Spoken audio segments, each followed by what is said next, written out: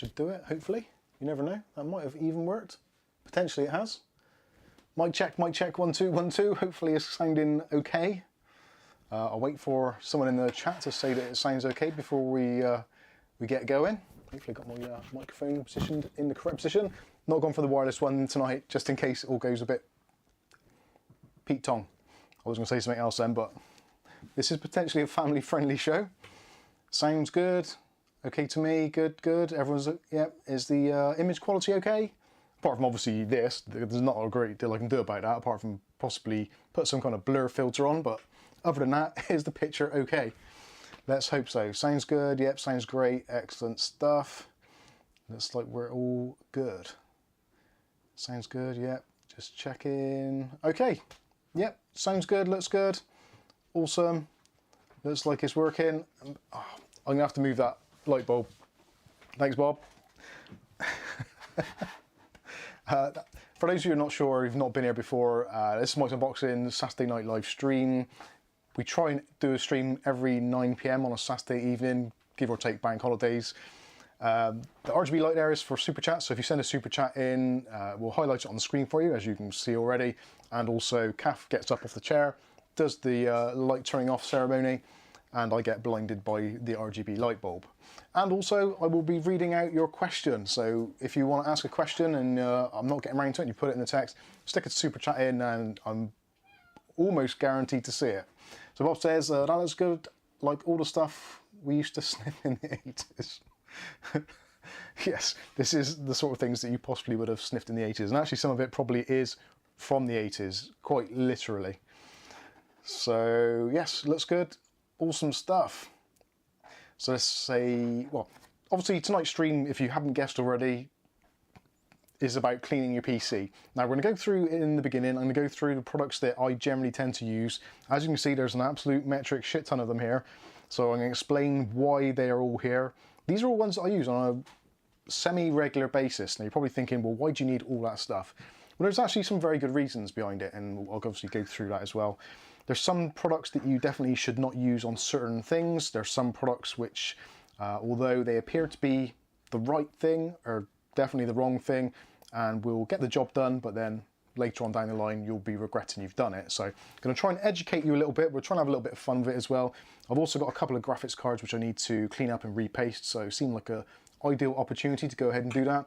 We were going to do a stream on a build tonight, which was going to be my unwanted PC build, which is an accumulation of parts which I've managed to buy, and some of them given and some of them donated by some of you guys out there in viewerland. So not that they're unwanted, but it's just things that I've just not found a use for so far. And it did start off with Intel, the i5, is it an i5? Yeah, it is an i5. The 10600, which I still haven't found a sensible use for. So it was based around that processor. It's going to be a nice little kind of video editing stroke gaming PC. So yeah, we were going to do that, but unfortunately Kath has done her back in a little bit, so she can't be running around looking after the cat and if there's wires and all kinds of stuff going on. Didn't want that sort of hassle, so yeah, we're going to be doing that possibly next week. So if you want to see how that goes, the unwanted PC build, if you're new here, obviously hit the subscribe button, channel icon, all that kind of usual YouTube nonsense. Anyway, with that out of the way, let's say hello to some of you that are in the chat, some of you lovely people. And who we've got? So MB says, I've got a 10 series card and it's filthy, needs to be taken apart and cleaned. Yep, I feel that one totally. We have actually got a 10 series card here. This is one of the infamous GTX 1070s, which I picked up. Actually, to be fair, it actually looks pretty clean, and I have been reliably informed by the vendor or seller that they are in pretty much tip-top condition. But I've tested them, make sure they all work. They all get pretty much within a kind of a little margin of each other. They get the results they should do in 3D Mark and benchmarks, all that kind of stuff. But I actually wanted to go through and just see what the paste is like, see if it's actually been repasted at some point or other, whether it's the original paste. These apparently came from a company which were using them in kind of video editing and kind of 3D rendering rigs, that sort of stuff, and they've been decommissioned and then passed on, split down, etc, etc. So yeah, be interesting to see if it's the original paste in there still, if it actually comes apart, or whether they have been repasted. If I take one apart, then it means that the other ones I've got, I don't necessarily need to. One of them actually has gone on to a new home already, so I don't know what that one's like and whether it's going to be the same as this. Again, I don't know. For some of you who are a little bit old school and into slightly older parts, we've got the trusty old GeForce GT 9600. What a great, well, sorry, 9600 GT, I should say. This is a, from memory, I think this is a 512 megabyte card. This would have been one of the early PCI Express cards. And I figured if anything is due a clean and a bit of a tidy up, then this is actually a really good one. And also, it gives me an opportunity to try out some of the other products which we've got on the table here, which again, I do use with certain things. Clearly on the back here, this looks a bit mucky. There is what is left of a sticker, which those things are actually quite difficult to get off easily. So sometimes if you're trying to get stickers off, they take other things with them. On this one, obviously we've got a lot of surface mounted capacitors and resistors and all that kind of junk. So you don't want to be there scraping at it or chunking at it. So I'm going to show you a nice easy way of removing stickers and also getting rid of those kind of greasy, grubby marks with a suitable non-toxic chemical, believe it or not. So yeah, we'll be taking a look at that and taking that apart.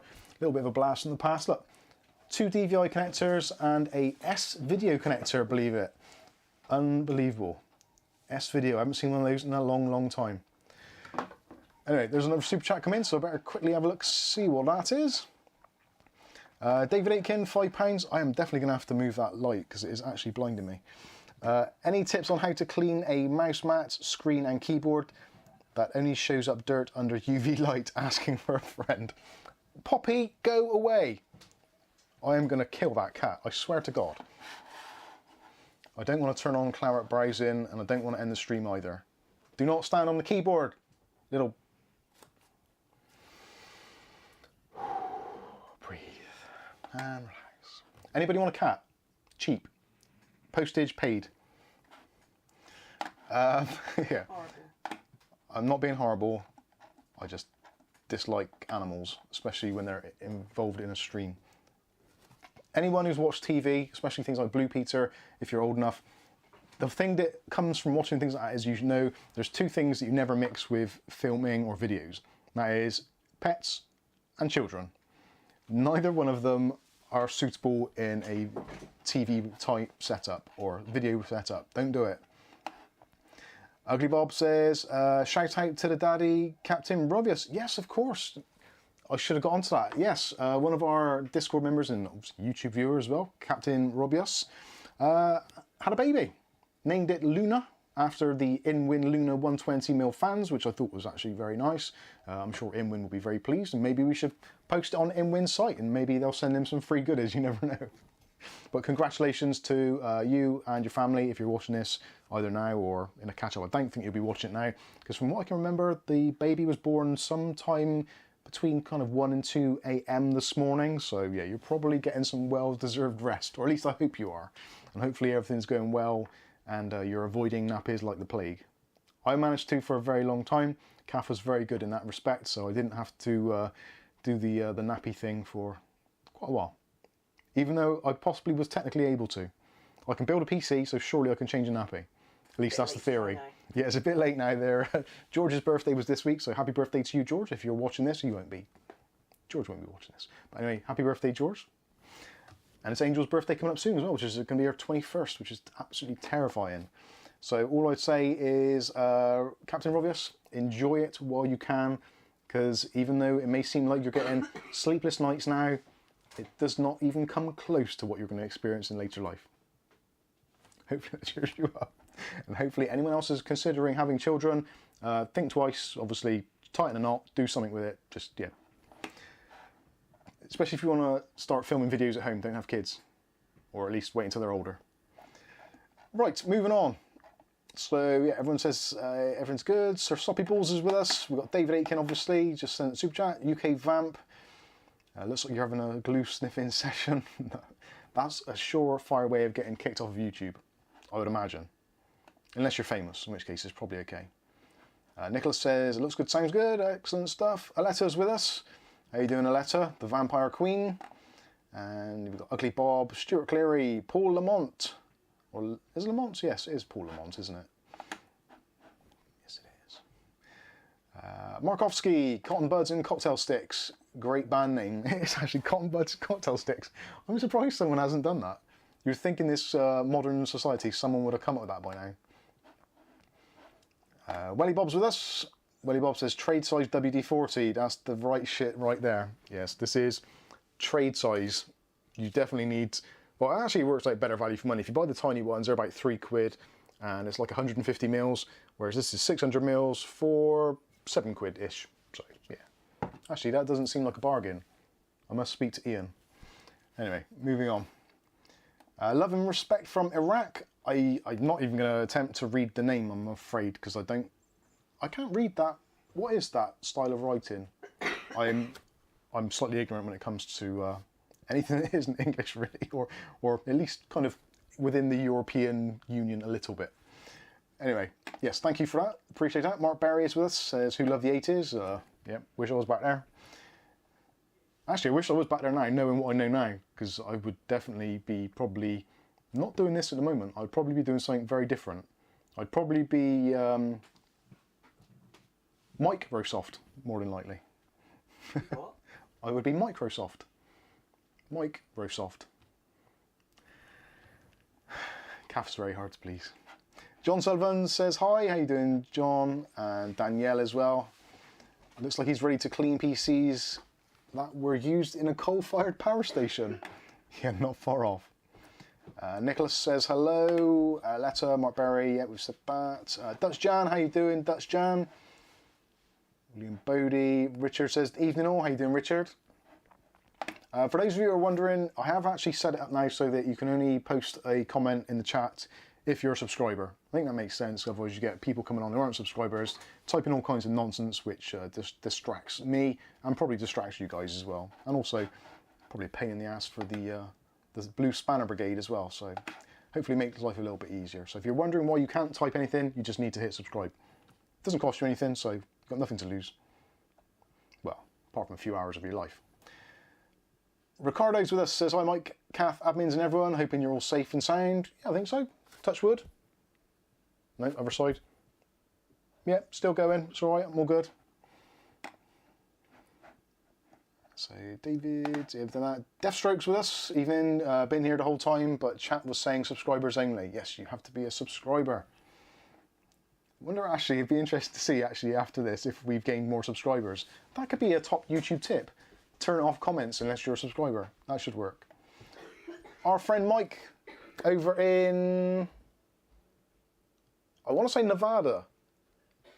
Is it Nevada or is it Texas or somewhere around that area? I'm probably completely wrong. Mike from Ultimate Tech Hub. Actually, great video released, I think it was today or yesterday, on his new desk setup, media center desk setup. Really enjoyed that one. Very nice video. Excellent job. Oh yeah, it says less. If I'd read the actual comments, that would be great, wouldn't it? And it actually probably says it on the screen as well. So cheers, Mike and Gav, from Mike in Las Vegas. Yes, I was close, wasn't I? Vegas, Florida, Texas. I don't know.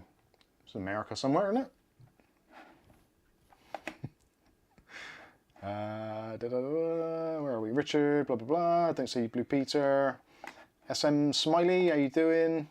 WD-40 cleans everything. Yeah, WD-40 is the bomb. It really is. But it has got certain uses which you should be aware of. So don't think it's a one-trick pony, because it definitely isn't. Dave Burns is in the house. How you doing, Dave?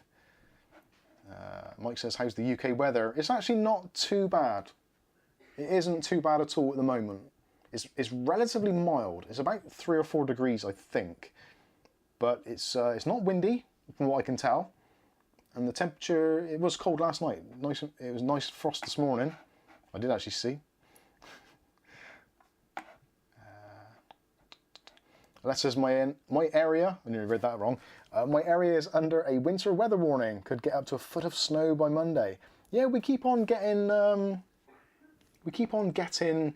like, they're saying that it's going to snow in the Bristol area. And if anybody knows Bristol or what Bristol is like in the UK, Bristol is in a kind of weird area. It's in the middle, there's some like high ground all around it. So, and Bristol's relatively flat as well.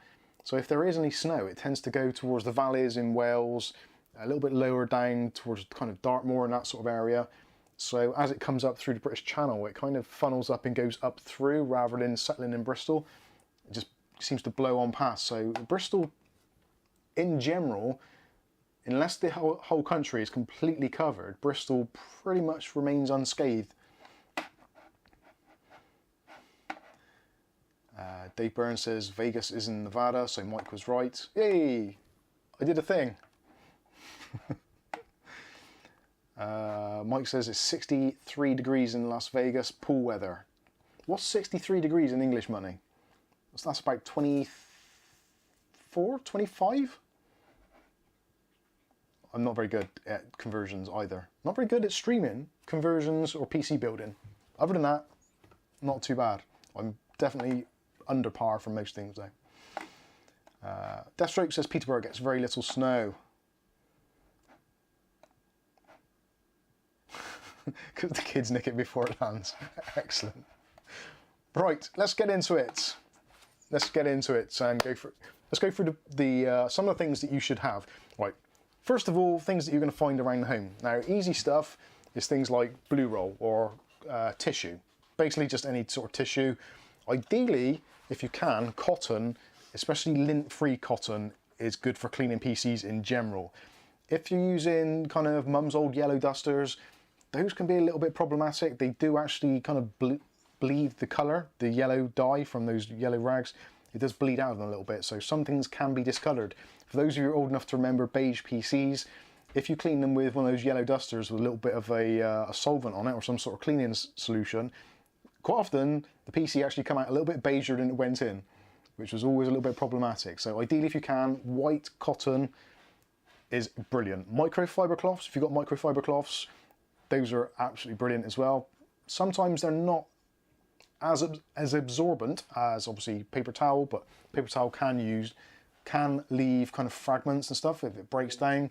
So ideally, kitchen towel, like decent quilted stuff, in some cases is actually better, but tissue in general is going to be absolutely fine. Something actually which is very good, and for Captain Rovius is going to be extremely handy, wet wipes, baby wet wipes.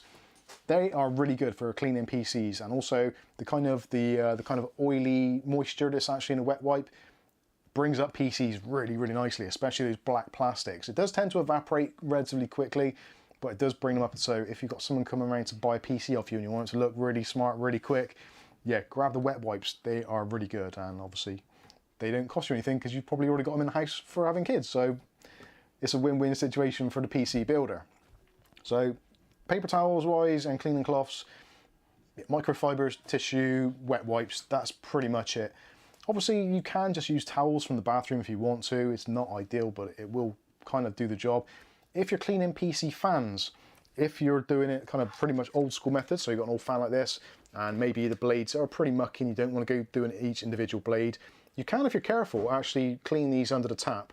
In which case, if you do, in order to dry them off a little bit quicker than you would normally, if you put them upside down onto a really fluffy towel, just give them a couple of taps, most of the water will come off and be absorbed in the towel. So that's a quite a handy thing to do, and will save waste in a paper towel very quickly, because obviously there's going to be more water on that, etc, etc. You get the general idea.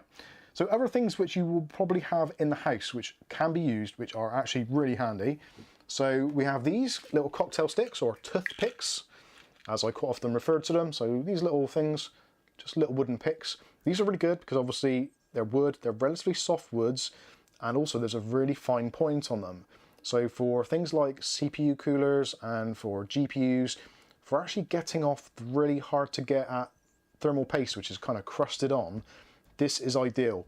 Do not, under any circumstances, unless you're literally asking for trouble, don't do what I often do and grab yourself just a little kind of precision screwdriver with a flat blade on it and start chipping away at it. It's so easy to just slip a little bit or use too much pressure and damage it, especially on those GPUs with the exposed cores. It's basically silicon. It is very, very brittle.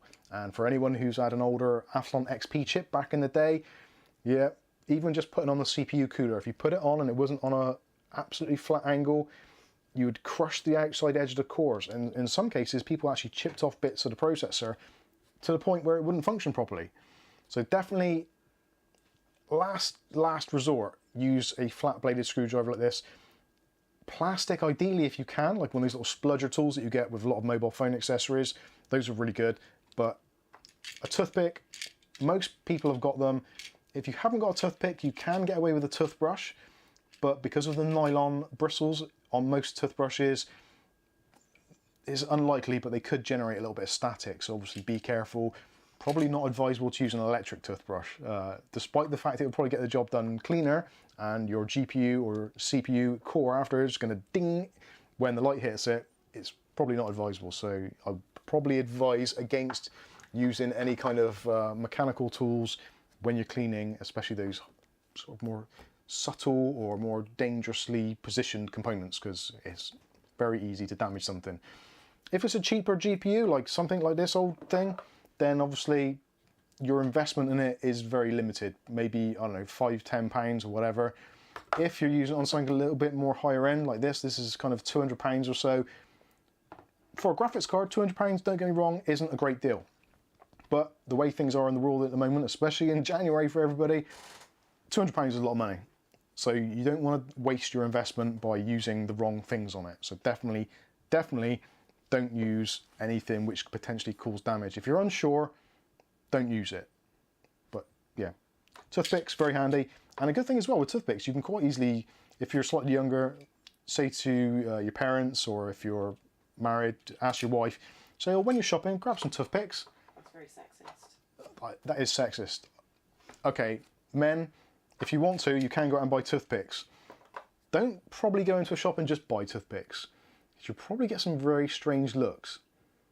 Maybe if you're buying toothpicks, buy something which is likely to get stuck in your teeth, like toffees. Toffees are always good. Or Chewits. Or Skittles. Skittles would be also, yeah. Find a reason to buy your toothpicks anyway. I'm digressing. Why don't you buy... Plastic razor blades, Rick says. That's a good idea. Sorry? Why don't you use the toothpick to eat your Skittles? You could. You could use a toothpick to eat Maltesers. That'd be interesting. Or baked beans. Or baked beans. Straight out of Savage Javid's head. Right. Other things around the house which you could definitely use. So we've got these on here. So cotton buds are awesome. Not only can you use them for sticking obviously up your nose or in your ears or in your, don't put them in your eyes. Obviously, yeah, you can use them for multiple purposes. And if you want to use them, you can use them for other things, but actually cotton buds, hang on, clean. If you use a cotton bud, these are really handy for getting into those slightly more tight areas. For things like GPU fans, you can use a little bit of a solvent on here or cleaning product, and you can get into those blades, especially on some blades where you have to get underneath. So just kind of gently agitate it. That is a really good way of getting in. For those really precision cleans, for a lot of people as well, if you are cleaning an area, actually there's a lot of dirt come off that already. If you're cleaning an area, say for instance at the bottom of your PC, so where your I/O section, like your USB ports and your front panel connectors, that little area down there, which is between your motherboard and the bottom of your case, on a lot of cases, that's a really, really tight area to get into. And you can, if you want to, obviously use things like one of those high pressure blowers. That will take off most of the surface area, but you'll find that a lot of it is going to be pretty much encased. And if you're someone who vapes, smokes, or you're just in an environment where there's other things in the air which kind of makes dust stick a little bit harder, then one of these, little bit of solvent on it, and you can get underneath there, go along the bottom of the motherboard and clean out all those areas and make it look absolutely pristine. So that is a really good one to do. Other things around the house which you can use, which are basically cost-free because you're going to have them. Now this is some Eid Divulge from men, which I was given at Christmas at some point, and kind of smells a bit like high karate for those of you that were born in the 80s. So aftershave. Now aftershave generally has got a pretty high alcohol content. Now alcohol is, again, a very good thing for cleaning stuff. This is what I would use for baked on CPU thermal compound or GPU thermal compound. It's really, really good. And any of those marks which are hard to get off, things like if you've knocked the case against something, you've got like a tarry kind of mark, or it's plastic against plastic. Pretty much like on a car. If you rub bumpers on someone's car, you can actually use alcohol and it'll dissolve that down a little bit and get rid of it. So definitely like this, if you can't afford to get yourself some isopropyl alcohol, which is expensive, it's a good few quid for a bottle and you may not use it all the time, so definitely get some aftershave. You can use that, and actually there are two purposes behind this as well. Not only is it going to clean because it's alcohol based, it is also going to make the components smell a bit nicer. So if you have picked up a slightly older, maybe a heatsink or a GPU or whatever it might be, and you've got it from someone who's possibly a slightly heavy smoker, or they live in a house with animals, etc., etc., and it's kind of just got a little bit of a weird smell to it, then definitely you can use some of this, and not only will it clean it, it will also give it a slightly fresher fragrance, which is a 2-in-1 bonus. So definitely raid your dad's aftershave cabinet if you can, that sort of thing. It's going to be extremely useful. Now, something else which is going to be around home, actually two things which are going to be around home, so we'll go with one of them, is going to be oil. Now, this is 365 Lube, this is actually from Oxford Products. They do stuff for bikes and stuff. Don't you get another people too excited? There is, that is separated a little bit in there, but essentially there's 2 parts of it. So this is like 3-in-1 oil. Now, most people at home are going to have a little can of 3-in-1 oil, you know, the one that's like a black and white can with a little red spout on it. I think you can get it pretty much every country in the world. It's marketed everywhere. 3-in-1 oil is brilliant. You can use it for cleaning as well. So if something is relatively clean anyway, and you just want to put a little bit of a shine on it, this stuff actually, because of being oily by nature, it will leave a nice sheen on things. So if you've used something quite harsh and abrasive for actually cleaning, and it's taken a little bit of the shine off of it, you can use this to actually restore that shine, which is really good. And eventually it will evaporate, but it is relatively long lasting. Now, another thing you can use this for is if you have got a noisy fan, such as this one here, which isn't actually noisy, this is pretty much brand new, but you can actually use oil like this in your fans to actually quieten them down. So if you look at your fan, you'll see on the back there's a sticker with all the information on it. So all you need to do is gently peel that label off, and you'll notice underneath it there'll be a tiny little metal spindle. Now all you need to do is take your oil and maybe just a tiny little drop into that spindle on the back there, then manually just spin the fan a couple of times with your fingers, and you'll find after a very short while, if you've got one of those fans which is just ticking in the background, a little drop of oil in there, put the cap back on after to seal it, to stop it evaporating, and you'll find that will add so much more life to your fans. And actually some fans, you might not even notice they're getting to the point where they are clicking or sticking. So as some sort of routine maintenance, maybe once a year, once every couple of years, just peel the label off the back. Obviously, if you're one of those people that changes your fans like you change your underpants, then this is irrelevant. And you'd be like, what the hell are you talking about? But for those of you who've got slightly older PCs, or you're just flipping a PC, a little drop of oil in there, and it will be almost as good as new. So that is the things from home. There is one more, but Kath's pointed to something on the screen, so I better take a quick look at that. What's that, sorry? Paul Bakewell. What's Paul Bakewell said? The difference between methylated spirits and isopropyl alcohol. So I'm not entirely sure of the actual chemical difference. I know that methylated spirits is more like a paint stripper than alcohol. I think alcohol is more of a cleanser, whereas methylated spirits spirits themselves normally will be used to either dilute or remove paint, depending on the kind of strength and what you're using it on. Methylated spirits as well, in my experience, because of how it evaporates, it generally tends to leave behind some sort of residue. So if you're using it in the terms of maybe cleaning off your CPU die or something like that, I think it leaves a little bit too much residue. So you might want to go with either isopropyl alcohol or some sort of aftershave, which is going to evaporate a little bit. Aftershaves, obviously, because they contain things like oils, and if you're using like a high-end aftershave, it's going to have more and more of those scent or that essential oil in it. So it may leave slightly more of a residue. So actually, the cheaper and nastier the aftershave, probably the better it's going to be. Ideally, obviously, if you can, use 100% isopropyl alcohol or 99%, whatever it is these days. Use that if you can, but we're trying to save some money here, trying to do things a little bit on the cheap side. So if you've got it at home already, then I would probably go with it. Again, older aftershaves from the kind of 80s, 90s, and probably early 2000s probably contain a lot more alcohol than what they do actual scent. So yeah, experiment, try a little bit, try a drop of aftershave, try a drop of aftershave actually on a flat surface or a piece of glass if you can, a little piece of glass, put it on there, just let it evaporate, see what is left over. If it's leaving like an oily film, then it's probably worth not using it. But if it pretty much dries or goes away entirely, then you're pretty much good to go. Hopefully that's answered that question. Let's clear that. Tristan G says hi. How you doing? And Raleigh is in as well. Hi, Raleigh. I think you were in earlier, but I didn't say anything. And Ordinary Dude's with us as well. How you doing, Ordinary Dude? Happy days.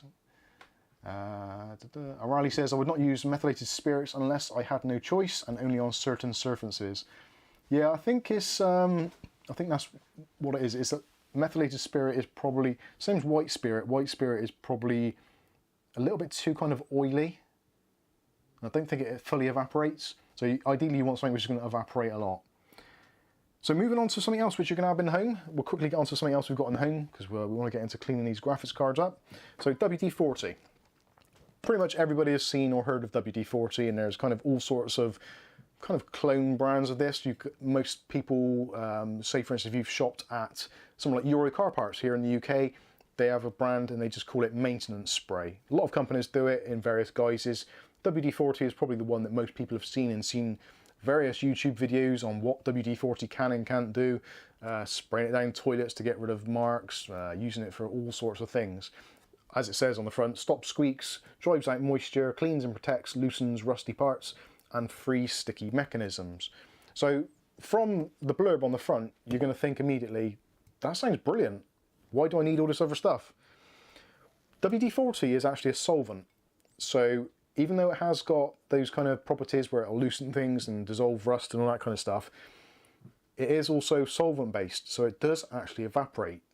Hence why some people will use this on their car. If it's a damp car, a damp morning it won't start, people would often spray WD-40 around the ignition components to try and make the car start, because this will drive out moisture. So it does drive out moisture, but it also will drive out moisture in existing lubricant. So if you're using this and thinking this is going to be great for putting into my fans, for a PC, graphics card, any moving part, don't use it on that. Use it to free up stuck parts or to clean stuck parts. But after using it, let it evaporate and then always put some oil in after to replace what WD-40 has driven out. And I cannot stress that enough, really. You can also use this for cleaning purposes as well, because it is solvent based. You can use this in the spray form, just spray it liberally over the top of a case, wipe it off with a cloth, and you'll find it actually cleans up really nicely. And will leave a slight sheen, although it does evaporate, like I said, so the sheen will kind of fade away relatively quickly. I always use WD-40 to put on handlebar grips. Now you're probably thinking that's a weird thing to do, but actually WD-40 for handlebar grips is absolutely perfect, because you spray it on handlebar grips, you twist them into position, leave them for a little bit, and then the solvent will evaporate and then the grips are rock solid and they won't slip. Whereas if you use things like soap, water, oils, etc. to try and get those grips on, they're going to slip all over the place for the foreseeable future. So don't use that. Use some WD-40 on your handlebar grips. There you go. There's a cycle tip thrown in for free. Yeah, Kath just says we use WD-40 for cleaning the wood burner. So if you've got a wood burner, any sort of metals like that, which are either a satin finish or semi-matte finish, works really well on that kind of stuff. And actually WD-40 is reasonably okay for cleaning windows to some extent. Although there is a little bit of residue and you do have to make sure you buff it all off. But if you do buff it off, it's actually really good. That's it. So just see if there's anyone else in the chat. Yes, Junior Thomas, how you doing, Junior? And name 89 or B9? Is that B9 or 89? 89, sorry. Ultimate Tab, does IPA clean a PC well? No, but it will clean your throat and lubricate your larynx. Matthew Barton says hairspray for me on grips. Hairspray, yeah, that'll do a similar sort of thing as well. Like you know all about it. Yeah, like I know about hairspray. I've got no other use for it, have I? Wax on, wax off, says Markovsky. Definitely. Okay, so that is the things around the house which you could use, which are suitable and handy to have around. Other things you can use, so we've got this is a really old, yes, Kath? Sorry, Nick Barnes. Nick Barnes. Q, Mike, can you use WD-40 on a motherboard? Yes and no. Now, I've seen a lot of people use WD-40 on a motherboard, which it will make it look nicer. Now, I would say if you're going to use it on a motherboard, try not to get it inside the socket if you can help it, or anything which is going to hold moisture or water. Even though it will evaporate, it's relatively slow. So depending on where you spray it, it may actually cause more problems than it solves. if you're using it in order to make a motherboard look clean, i.e. where you've got dust accumulated, really spraying WD-40 is going to give it that shiny glossy feel for a little while. Me personally, I would probably advise against it. I know a lot of people do use it and swear by it. I'm just a little bit hesitant to say yes, to spray it on a motherboard.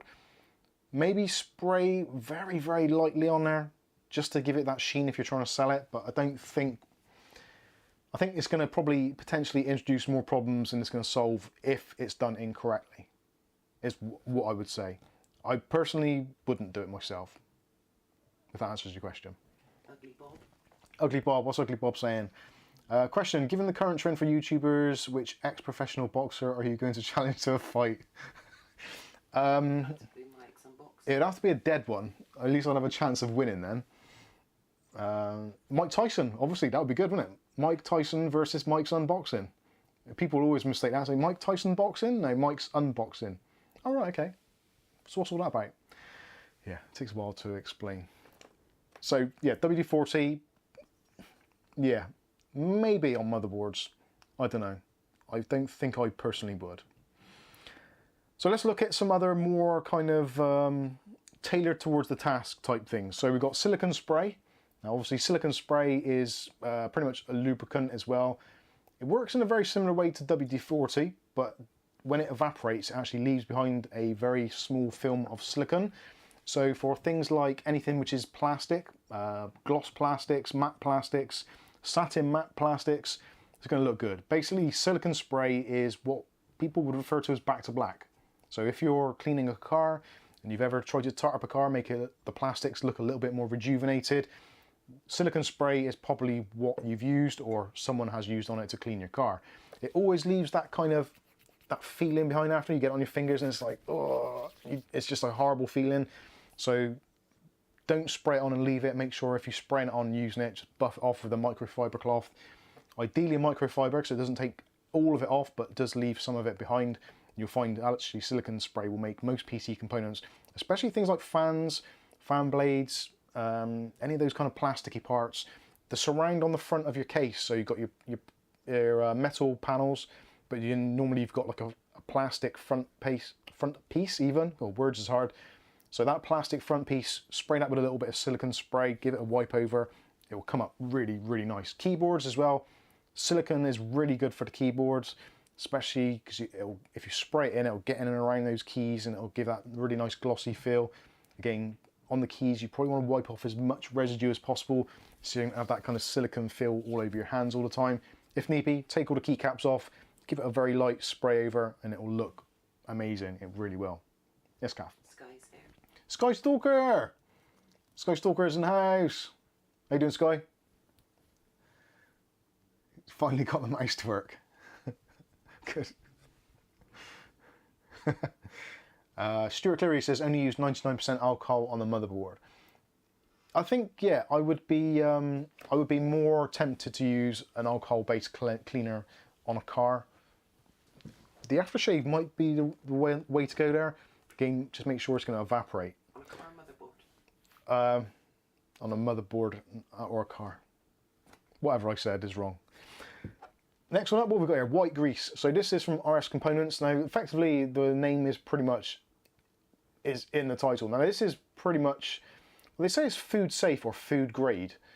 This you can use in a pinch to actually lubricate fans. If when you put the drop of oil in the fan, actually in the rotor, it doesn't improve things because there's some sort of other mechanical issue going on. A little bit of white grease will help out and will quieten down those fans a little bit. It's a very mucky thing, so I would probably not use it all the time, but in certain applications it works very well. It was just one of those things that I have lying around. I have used it in the past. I'm trying to think what I've used it on specifically. I've used it on, oh, I know what talking about the front panels on cases. Now, quite often if you've got a PC case, especially if it's a slightly more, let's say, budget orientated one, the manufacturing tolerances aren't as good. So I actually had a case where I had I started off with 6 of those little push pins that went into the front of the PC. Now, me being and being a typical Taurian, bull in a china shop, just got the case, put the top in, bang, bang, bang, to try and get the case to stay in place, the front panel. And as I hit the bottom one, it wasn't lined up properly. And one of the kind of push pins snapped off because it's a cheap plastic case. Forever and a day after that, because the fans were in the front or just whatever vibrations it was in the case, that front panel used to vibrate like crazy. Now weirdly, I sprayed a little bit of white grease actually on the back of the surround where it butted up against the case, and then wiped off the majority of it and left some of it on there. And that quieted it down a lot, so it kind of cushioned it. And because it's white grease, it's kind of relatively safe. It doesn't run. It pretty much sticks where it's meant to stay, so it wasn't going to go kind of like drip down and leave like mucky marks on the bottom of the PC desk and all that kind of stuff. So for that sort of thing, any squeaking parts on the PC case, a little dab of that in there, and that will work wonders, believe it or not. Seems like a weird thing, but it actually does work well. What else have we got here? So that can go with that one. So I'll talk about those two together. So another silicone-based product, and this is actually for cars essentially, but you might have some of this. This is called VRP, Vinyl and Rubber and Plastic Care. So this is kind of essentially, again, it's like a back to black. So essentially, if you're using a silicone spray, if there's an area where you want to get more detailed or you want to get into a certain part only, then this, you can use this as basically like a cream. So you can put it on the end of your Q-tip or cotton bud, and then you can put it wherever you need to go and you can clean in certain areas. That again, for fans, if you don't want to spray it, if you don't want to blast it with a silicone cleaner, you just want to put a little bit on there. Actually, I'll see if I can show you. I probably won't be able to, but it just needs a little tiny blob on the end. And yeah, see if, I'm not sure if it's going to show. Let me see if I can do it on the overhead camera. So just for an example, I'm not sure if you can see that particularly well. If I put it onto somewhere where it's actually quite dull, you can see already there. I'm not getting it everywhere because it's very controlled. And I don't know, is that showing at all? I'm not sure if the light is good enough for that. Let me give you a bit of a zoomed in on that one. Oh.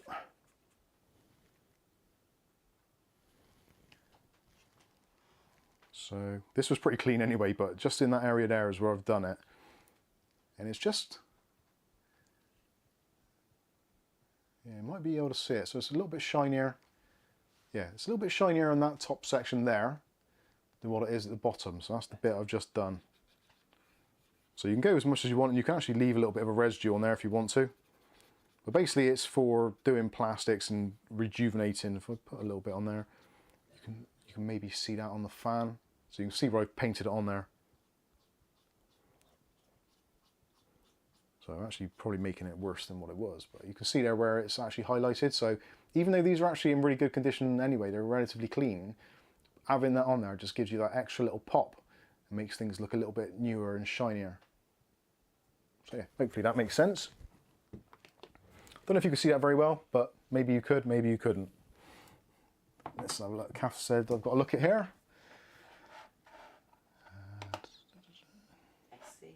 SC. All right. SC says, coming for the hour, Mike. I've just found out you stream live, and I'm building my third ever PC based entirely upon your excellent production reviews. Product reviews, sorry. Talk about luck. You are my hero. Well, that was very sweet of you to say. Thank you very much. Literally building it tomorrow and needing to do a full clean. Excellent stuff. That is very, very good timing. Hopefully it all goes really well. If it doesn't, we've got our Discord chat which you can hop on, and we'll try and give you any help we can. That's very kind. Thank you very much for saying that. Let's close that. So that is our kind of silicone-based cleaners. This is actually really good stuff. If you've not used this before, this is called Label Remover. And you can pretty much guarantee that you know what it's all about because it says it on there. It is basically for removing labels, paper labels. So what you do with this, it basically uses kind of a citrus formula. So you've got this little brush on the end, which you can probably see there, a little bristle brush. And the idea is you just spray it over actually I'll do it now. So we've got our This is our 960 GT. You see we've got a label there. So what I'm going to do is spray a little bit, and then that is actually in the nozzle there. And then you can kind of paint the nozzle on. You can spray a little bit more on if you want to. Just try not to get too much on there because you want it going everywhere. So I'm going to leave that on there. And that essentially what it'll do is it'll break down the gum or glue. Now this has been on here for probably a good, I don't know, 10, 15 years, maybe even longer. So what you can do for really old labels like that, you can just leave it settle. Don't let it dry entirely, but you can let it sort of soak in a little bit. And we'll come back to that shortly. And we should be able to just peel it off in just one fell swoop, which is really good. Yeah, it's a version of Goo Gone, yeah, that's right. Thank you, Matthew Day. Yeah, there's lots of versions. RS Components do it. They do a really good one from Ambersil. In fact, the Ambersil version of it is, yeah, essentially the same stuff. I picked this up. This is from AF, Advanced Technology Cleaning. This is on Amazon. It's pretty cheap. It's really handy. Obviously for us, when we do unboxings and all that kind of stuff, there's sticky labels all over stuff. So yeah, it's really handy for making sure there's not too many sticky gooey marks when we're doing the B-roll. Ugly Bob's £2 super chat says, not all heroes wear capes or have hair. That's very pragmatic. You know, my nose is running. I don't know why. I think I'm getting a cold. That's not a good sign. Or it's all these chemicals getting to me already. Thank you, Bob, for the super chats. Okay. So yeah, label remover, really handy. Again, anything which is sticky, tacky. You can use it on cars as well, like tar spots. Use it around home for anything. So if you've bought, maybe you've been to IKEA, this is a common one. If you've been to IKEA, they have those sticky labels on stuff, and sometimes you peel them off and it just leaves a residue. Or you've bought, maybe you've been to an old, like a junk shop, second-hand shop, or recycling place, and they've got an old table and they've stuck a label on the table, and you peel it off and it's got bits left over, or you know, that kind of stuff. In a PC scenario, it's probably not as relevant. Again, maybe you've got stickers or there's been labels on something, especially like if you're trying to make a card like this, look a little bit more modern, you want to get rid of the serial numbers and all that kind of stuff, then yeah, it's really handy and will get rid of a lot of the residue. You can also use it as a cleaning solvent as well, so it will work in that respect. Cheers, Ultimate Tech Hub. He's got to go and clean his dirty PC. It triggered you into doing it. Kieran Atkinson, what's good on the metallic labels? Well, this will work in the same way. So because you can use those little bristles on the side, it will actually, if you let it soak on, let it soak on the sticker a little bit, so it's around the kind of outside edge. And what it'll do is it'll eat into the adhesive. And then you can use the bristles to agitate the sides, and gradually you can work your way around and it'll come off. You can, if you want to, just peel the whole metal label off first of all. The sticky residue that's left after, this will take care of it very, very easily. Well, given enough time, it will do. And in fact, actually, let's see if the label's ready to come off yet. No, that is starting to come a little bit. It's not quite, yeah, I can feel it there. It's starting to get a little bit tacky. So that will come off. That'll come off. It's been on there for donkey's years, so it might take a little while. So there's that. Next one. Again, you probably won't have this at home, but this is a good, easy way of doing it. If you can't get hold of isopropyl alcohol, or you haven't got any aftershave or whatever, maybe you tinker with cars. If you've got brake cleaner, this is basically the next best thing. So this is actually brake disc cleaner. This is designed for spraying on car discs. And when you buy car discs, for those of you that do mechanical stuff, you get them and they come with like an anti-rust coating on them, like almost like a WD-40 kind of coating all over the discs to protect them in transit. So before you install them on a car, you're supposed to clean them off. So you use brake cleaner. Now, brake cleaner works in a similar sort of way. You spray it on, it evaporates really quickly and leaves very limited residue. Some brake cleaners will leave more than others, so brake cleaner is a very good substitute if you can't get hold of isopropyl alcohol. Super chat from Marco with 600 RSDs says to remind of Jeffrey Coombs from Reanimator. You remind me of Jeffrey Coombs from Reanimator. Is that a good thing or a bad thing? I'm not too sure. I'm gonna have to look that up. Deathstroke says, question, does hand sanitizer work like aftershave? Yeah, pretty much. Yeah, hand sanitizer generally, well, depends on the concentration of alcohol. A lot of hand sanitizers are probably sort of 40 to 60% alcohol. Some of them even less. So, yeah. For some instances, you could probably use it, but it doesn't tend to evaporate entirely. So do be careful with that one. At least you can get it nice and easily. Rob it from some shops. I didn't say that. Next one is going to be, this is universal screen cleaner. Definitely have some of this knocking around. This is for cleaning your LCD screens, your laptop screens, your phone screens, all that kind of stuff. Don't just use window lean or anything on your computer screen, because quite often there's coatings on the outside of the screen, which if you use the wrong stuff, it'll take the coatings off. They're coming out of all what you looked like now. Oh God. So yeah, don't just use anything on your computer screen. Ultimately, your PC can be as dirty as hell. If your screen's filthy, it's going to look horrible. So keeping your screen clean is a tricky one to do. This is good. It's got like a foam action, so you can use it. I actually use it for pretty much most things. Universal screen cleaner, very, very good, and doesn't knacker up screens. Similar products to that is going to be my favourite. I love this stuff. The Winds Dash and Display Cleaner. Again, this is really for cars, but for plastics, glass, screens, basically anything at all. Now this, Just use vinegar. yeah, you could do. Some people don't like the smell, but I was going to mention that one actually. This essentially smells like vinegar, which is probably one of the main components. It's got vinegar and ammonia. Yeah, pretty powerful stuff. So if you don't like that sort of ammonia smell, this is probably not for you. You probably want to go for something like this, which is maybe a slightly little bit scented, like a fresher smell to it. But this stuff's brilliant. It gets rid of all the muck, all the grime, works on all the finishes, so matte finish, gloss finish. If you've got a gloss monitor, satin finish, whatever. Nothing worse than having a monitor and cleaning it and actually getting a slightly reflective kind of film on there, which some of these, well, not so much these obviously, but other things like WD-40, your silicone sprays, Pledge, which I'm almost going to guarantee that one of you out there at least has at some point or other gone into the kitchen, grabbed a tin of Pledge and used that to clean your monitor. Furniture polish. And then regretted it. Yeah, furniture polish is, yeah, like a kind of spray beeswax type polish. Don't use those on your screens. It makes them super, super reflective. And if it doesn't, the first time, as the actual kind of the residue builds up, it will get more and more reflective the more you polish it. So yeah, this is really good.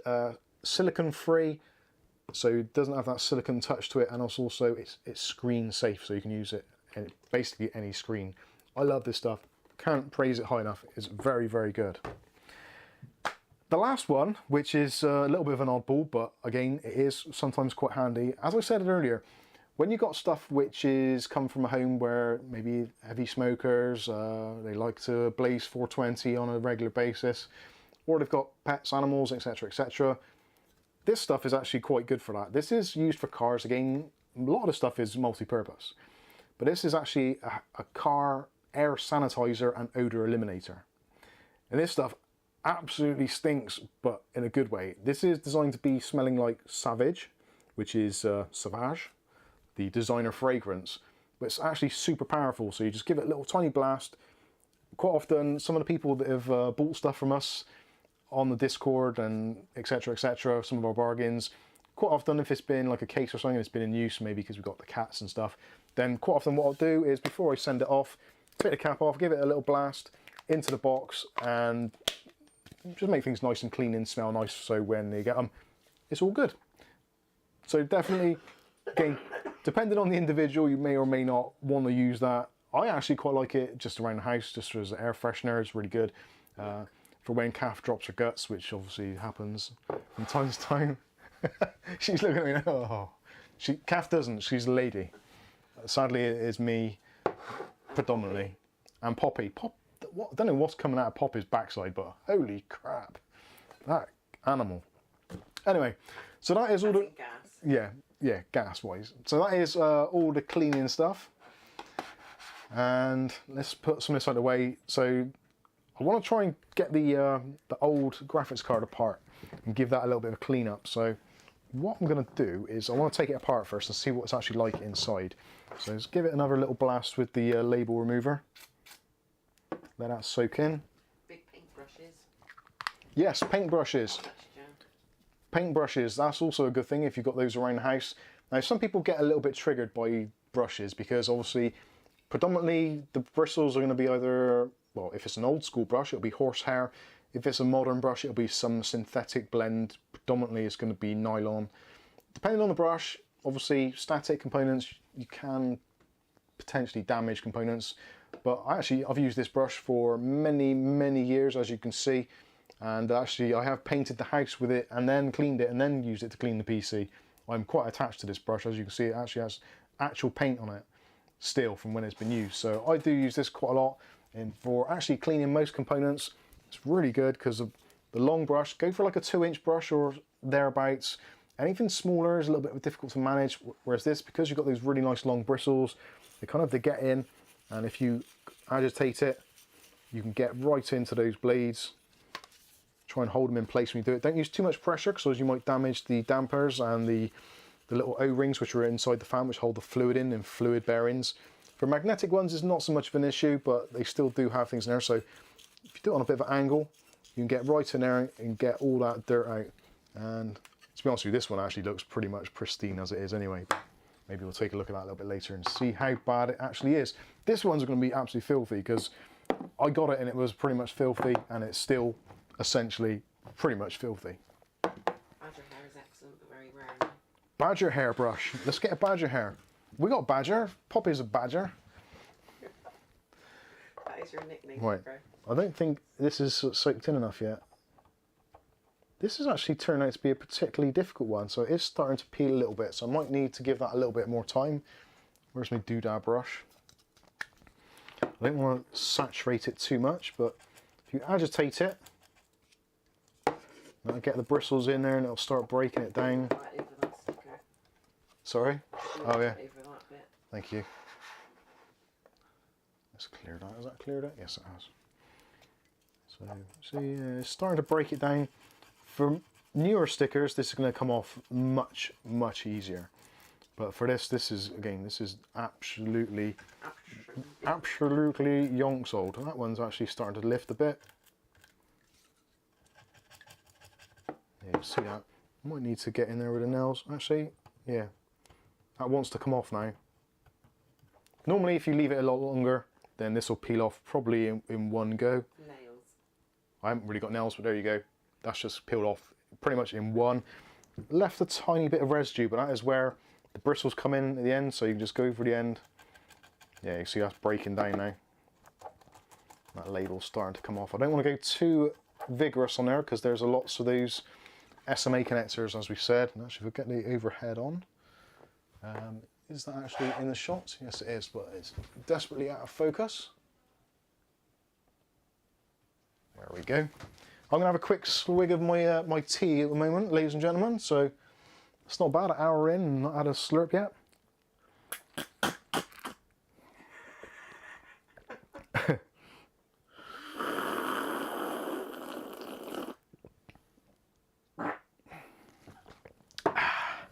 That's much better.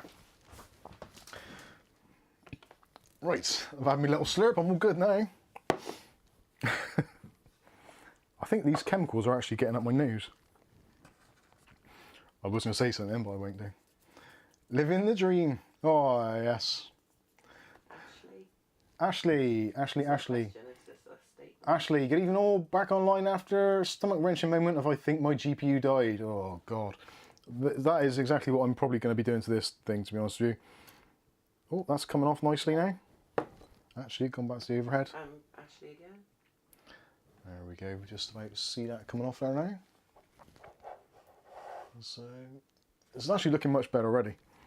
And this now, you can see that agitating now. I'm not using a lot of pressure on here because I don't want to accidentally slip and damage anything. You see that is breaking down now. And just gets rid of that gummy texture. And the good thing about this stuff is once it's actually taken it off and dried, you don't get that sticky residue left. And it's also, you can rinse this under the tap.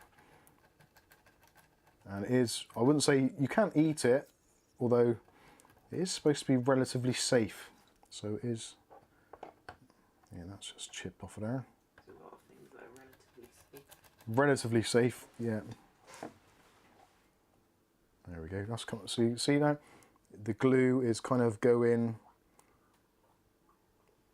it's starting to loosen up. So depending on how old the sticker is, but if you're doing a retro PC build, an old school build, chasing that bit around there is like gel.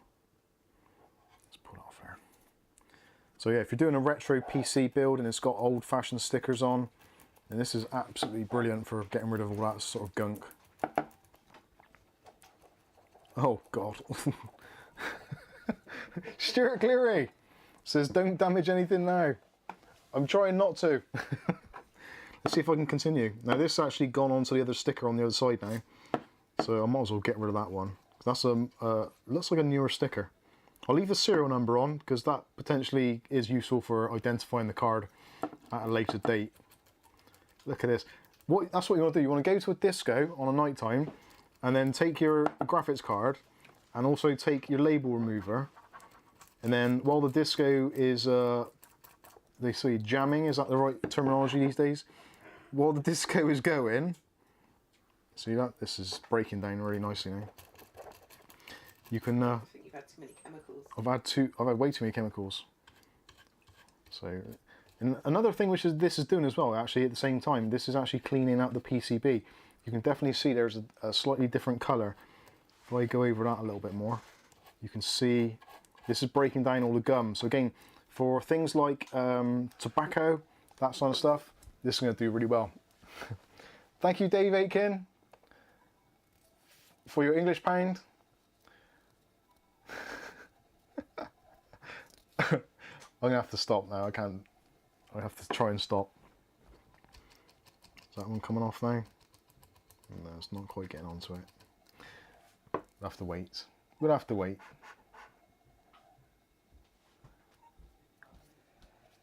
Come on, turn off, you bugger.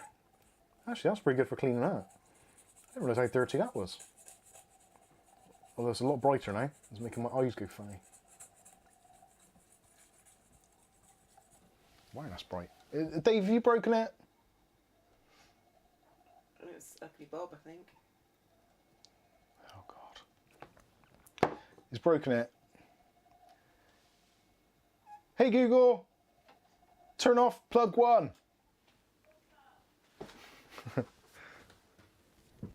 I think that works. Slurp. Oh God, that's coming off. Angel's upstairs and I think she thinks I was shouting at her. Oh, Stuart Cleary, what are you trying to do to me? That's all right, we could do this all night. I need a Tesla.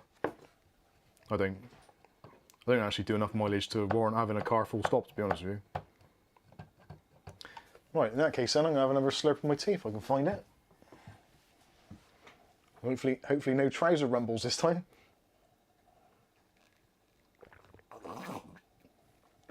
Gotta do the slurp from the top.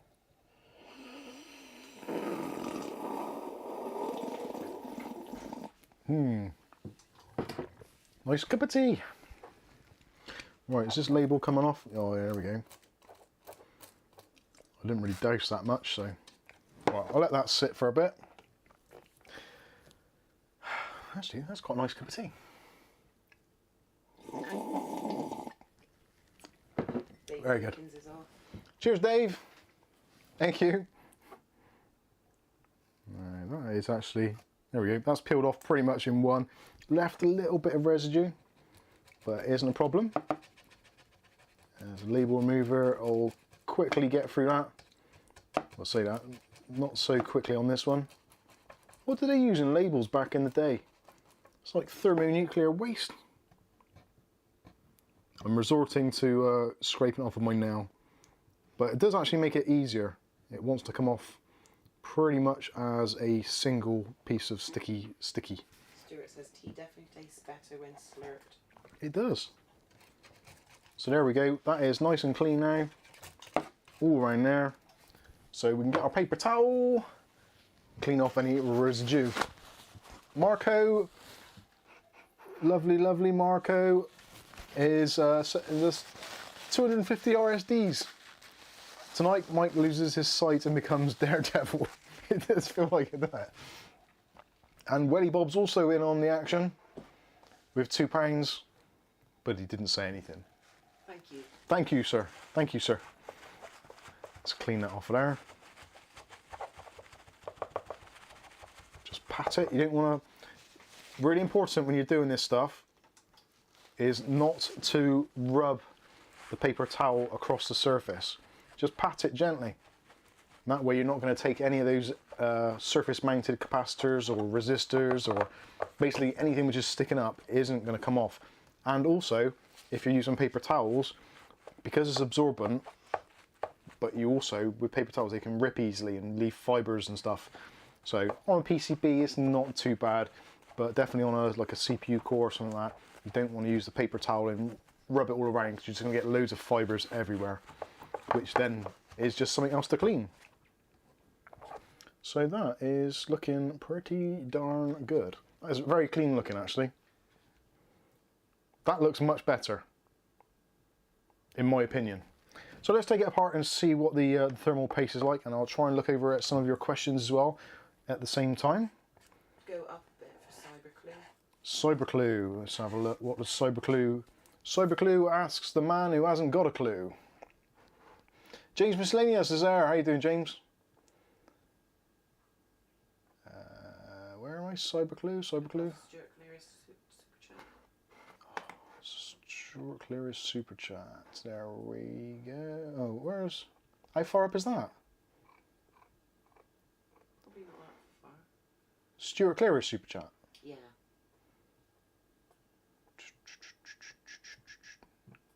Oh yeah, Cyberclue, there we go. Question, brace yourselves people, this could be a good one, or it could be bad. Cyberclue, I've got a used MSI GTX 980 Ti Golden Edition, very nice. I'm wondering if I should reapply thermal paste. Temps are, mouse in the way. Temps are still good, 73 degrees C max temp at 62% fan speed during Heaven benchmark. To be honest with you, that's a tough one.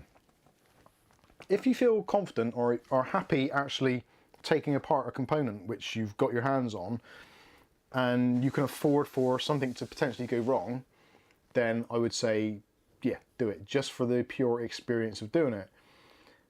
If it's your only graphics card and you're a little bit dubious about doing it and you've not done it before, then it's one of those things that, like most things in life, it's like learning to drive a car, learning to ride a bike, or any of those kinds of things. If you've not done it before, it seems really daunting, but after you've done it once, twice, 3 times, it becomes kind of second nature or very easy to do. Personally, if your temperatures are okay and it's not crashing, I would possibly think, first of all, maybe just give it a clean up, give it a clean, make sure there's no dust in the fans, that sort of thing, and then maybe leave the thermal paste alone. If it's working, kind of the old adage, if it ain't broke, don't fix it kind of thing. But it's, yeah, it's down to the individual. It's hard to say. Personally, me, yeah, if I didn't know the history of it and I bought it secondhand, probably one of the first things I would do would be to take it apart after I've tested to make sure it works. Always, always, always, I can't stress this enough, for all of you watching, whether you're new to this, old to this, whatever, if you buy anything secondhand, used, or whatever, even new stuff to some extent, use it first. Put it in your machine, test it, make sure it works, run a couple of benchmarks, bench tests, record the numbers, ideally if you can, which is obviously good to see if you've improved your performance, but also just to make sure it's actually performing as it should do the first time round. If it's not, at that point, you can quite easily turn around and say to the seller or the retailer, there's a problem with this unit. Whereas if you start taking things apart, changing thermal paste, changing the pads, all that kind of stuff, really they're going to say to you after, well, you've taken it apart, and then the onus is on you to prove that it was faulty to begin with. So yeah, definitely check the components first of all. Yes, Kath? TV, down a bit. TV, so good, they named him twice. TV, do you know how to fix graphics card with lines on the screen? Well, potentially this could be it. Lines on the screen could be a multiple of things, but at least if you go through, strip down your graphics card, you might resolve some of those. Now, it could be one of the RAM chips. It's got so much dust on there, because dust and skin follicles, all that kind of, all the crap which is in the air, which gets sucked into these fans, it can actually become conductive. Even though you think to yourself, well, dust is dry. If you get dust in your mouth, it's like you're choking on it. But it does actually become electrically conductive because of the skin cells. Your skin's conductive. Touch an electric socket without being earthed or protected, you can get a shock. Skin is conductive, and if you get enough of it in dust particles all together, and if there's any moisture in the room or actually in the graphics card or in the environment, all of that adds together and can create an electrical short, which can cause kind of deformities on the screen. So give the card a clean. That might fix it. Yes, Kath. Mark Berry down a bit. Mark Berry. I reapplied the Quick question. Oh, where are we? Quick question.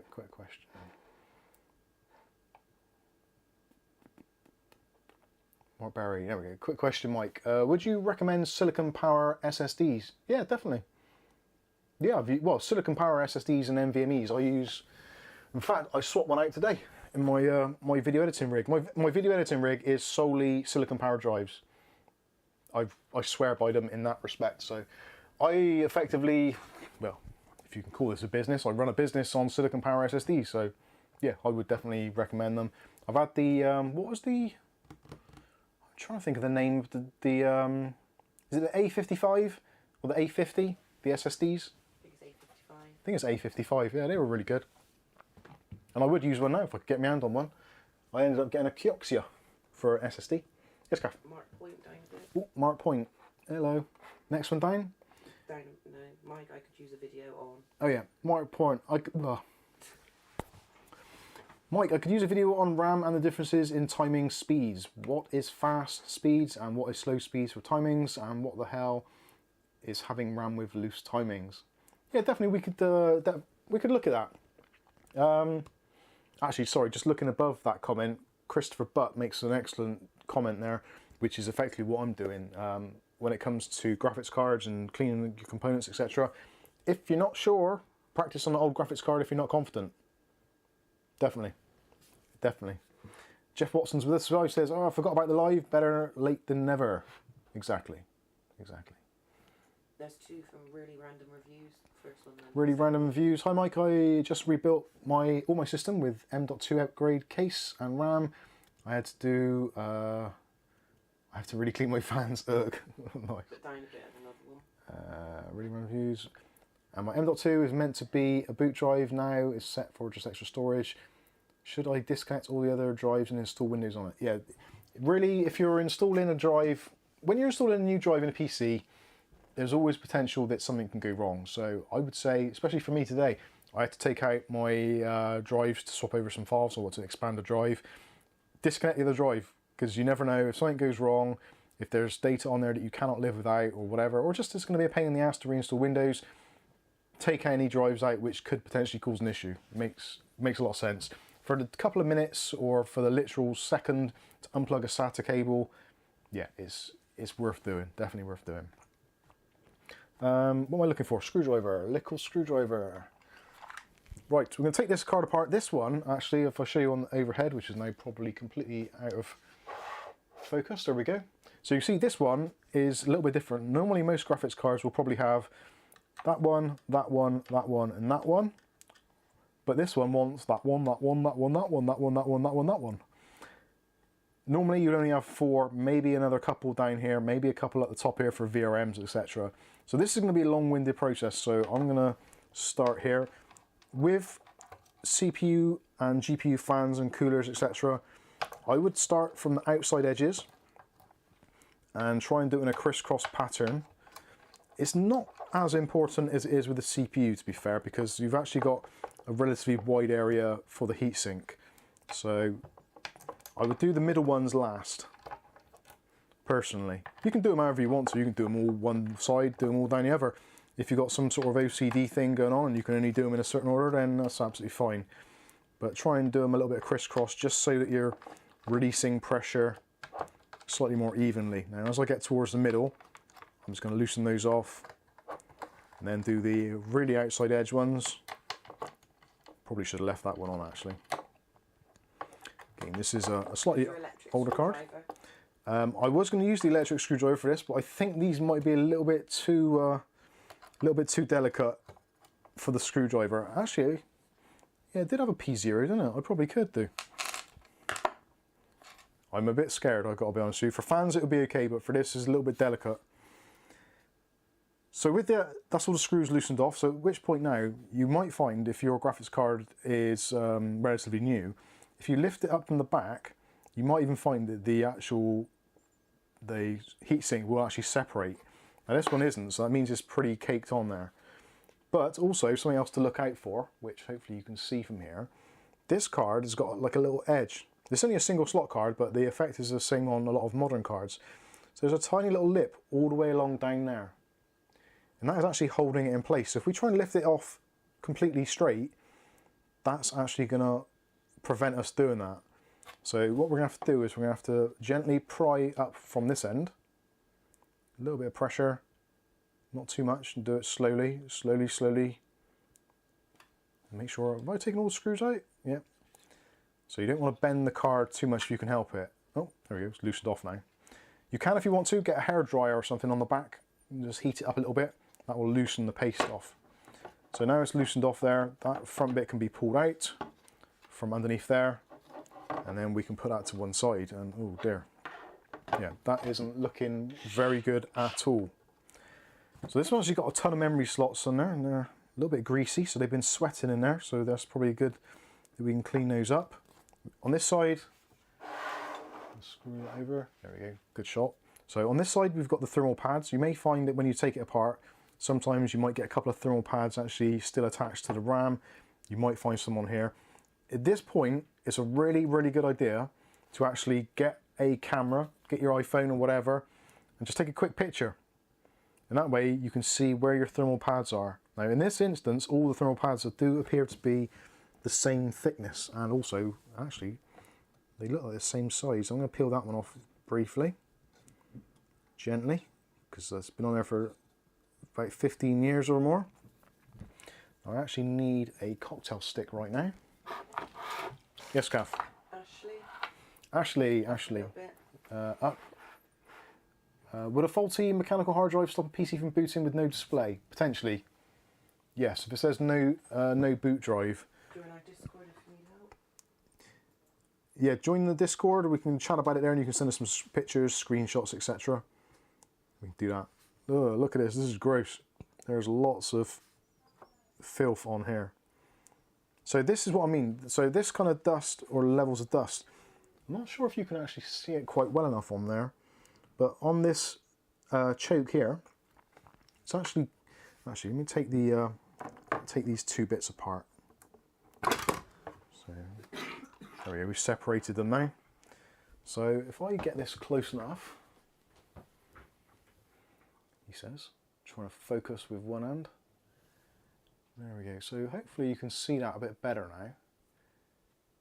You can see there is dust really, really caked on in this area here.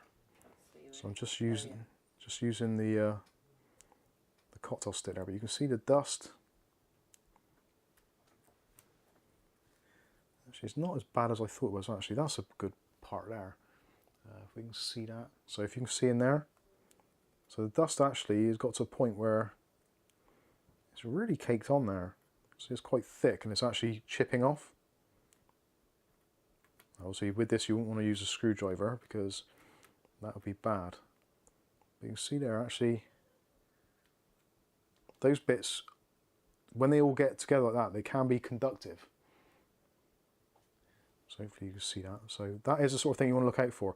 Any areas where there's dust accumulating, like larger pieces, that can actually short out a board very, very easily.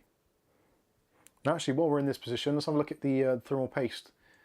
There we go, that's in focus. How do you know what thermal pads needed before dismantling, or do you buy a sheet and cut as needed? Yeah, with thermal pads, if you want to know which sizes you need, you can either, well, contact the manufacturer, that's one way of doing it, or you can just buy some. So you can get them in half mil, 1 mil, 1.5 mil, and sometimes 2 mil and above and all that kind of stuff. Arctic Cooling do them in sheets. You can buy a couple of sheets.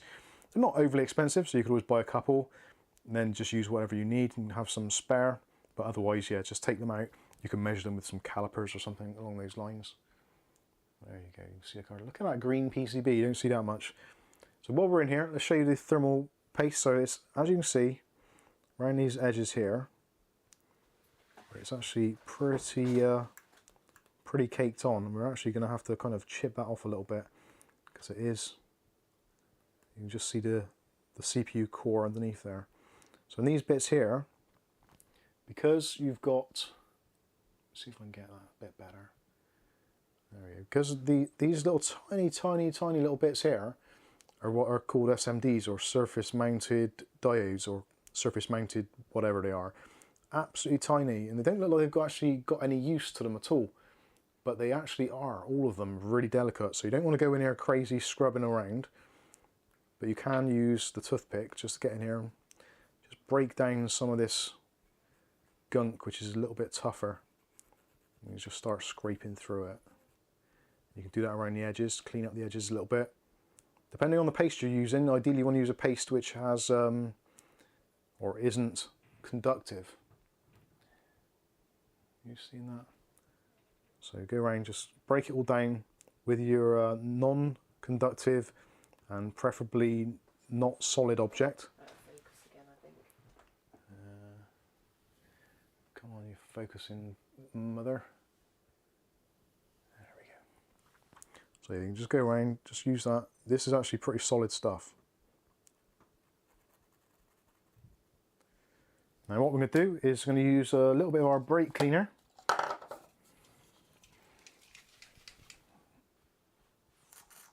Just a tiny little bit on there. You can see actually, if I blow on it, I don't know if you can see the, it's pretty much gone. It's pretty much evaporated straight away. But that will break down that compound and make it much easier to remove it. So this is actually a lot easier than I was expecting. It actually wasn't that bad. My thoughts are that it's been actually replaced at some time. And as you can see, I've broken it right down. It's making it much easier to actually get it off. So let's go back to main camera. There we go. So with brake cleaner, because it does evaporate pretty quickly, if you wanted to get rid of all that dust, you could just do that. And that is pretty much, oh, that's a mint smell to that one. Chemicals. Yes, Cam. Muckless. Muckless, how you doing, Muckless? Go up a little bit. Let's scroll up a bit. So that is actually blown out most of it already. So let's get our thing. I'm going to scroll up and see what Muckless said. Can't your cat lick it off for you? Actually, I could do that. I could cover it in cat food and they'd lick it off. Muckless, Muckless, Muckless. I can't see. Hey Mike, I did clean.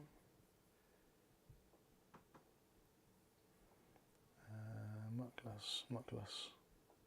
Oh yeah. Hello peeps. I can't see it.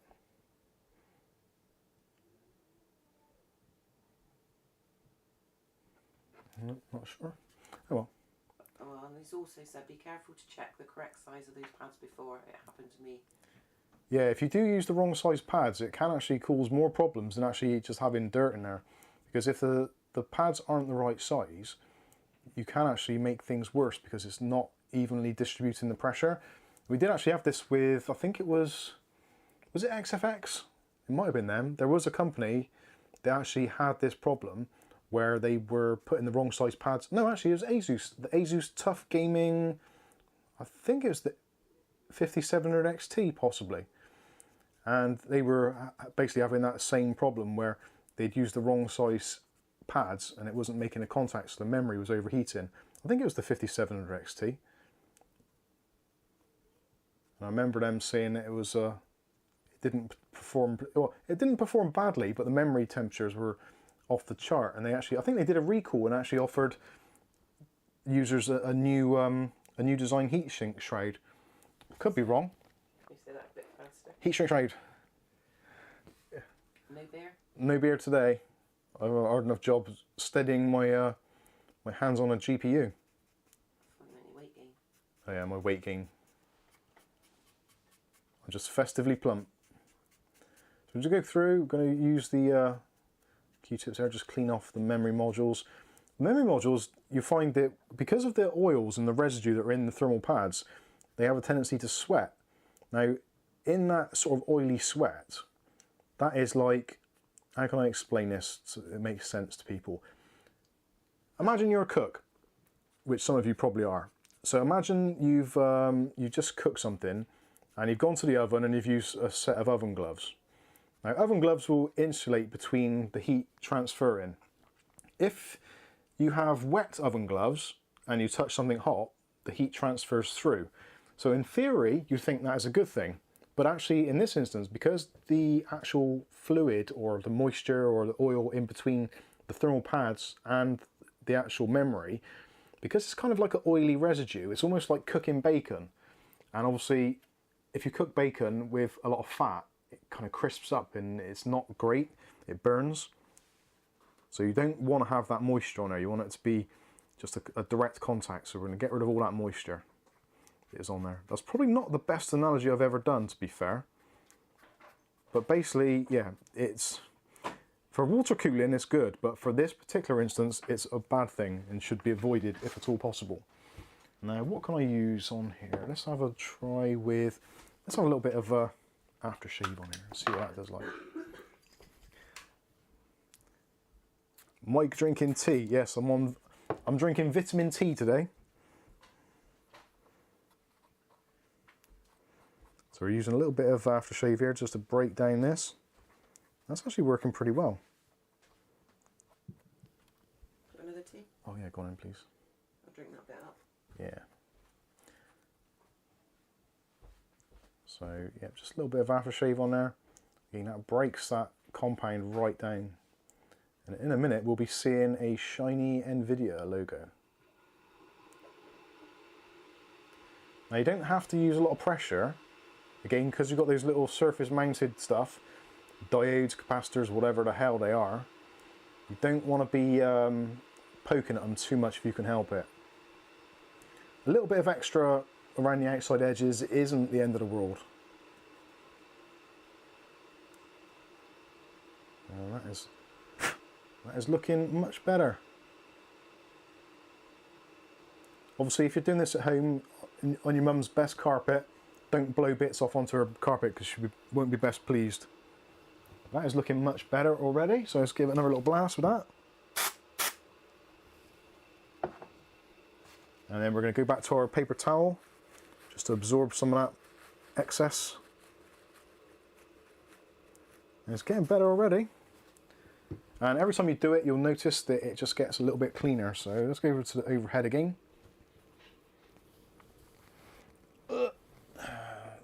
Where's the focal point there?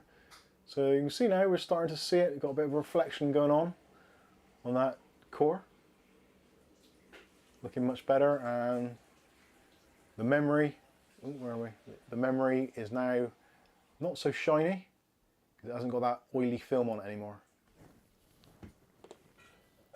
Does that work? Yes, it has. Oh, no, I didn't turn that off. So, oh, it's evaporated already. This stuff does evaporate quite quickly. So you do have to be a little bit quick, he says, fumbling around for his Q-tips. That's cotton buds to non-Americans. So yeah, that's getting better. Now, obviously, you don't have to be overly anal about this. As long as the core itself, the majority of it, and you've got kind of the loose bits around the outside edge off, you should be absolutely fine. If anyone's watched Gamer's Nexus, which I'm going to imagine most of you probably have at some point, if you ever look at when he's done his product testing, you'll quite often see the core itself will be completely perfectly clean, but there'll be kind of stuff around the outside edge, which is absolutely fine. It really is.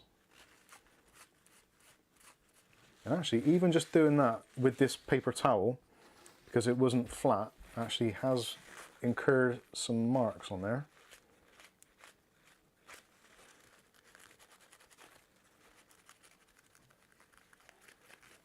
So yeah, we've almost got a mirror finish there. So that is pretty much bang on. You're not really going to get it a great deal better than that. The card itself actually looks pretty decent now. A little bit in that area there, which could still do with a bit of a blast. We'll give it a good going over. And that will just drip now. It's certainly a lot cleaner. Now obviously you don't have to go to town quite as much as this with your own graphics card. I would say realistically there's probably not a great deal of need to. But do make sure that it's if you're using your isopropyl alcohol sprays or your brake cleaner type spray, make sure that it does all come off and it evaporates. If you blow on it, normally you can see it just evaporating because the difference in the temperature.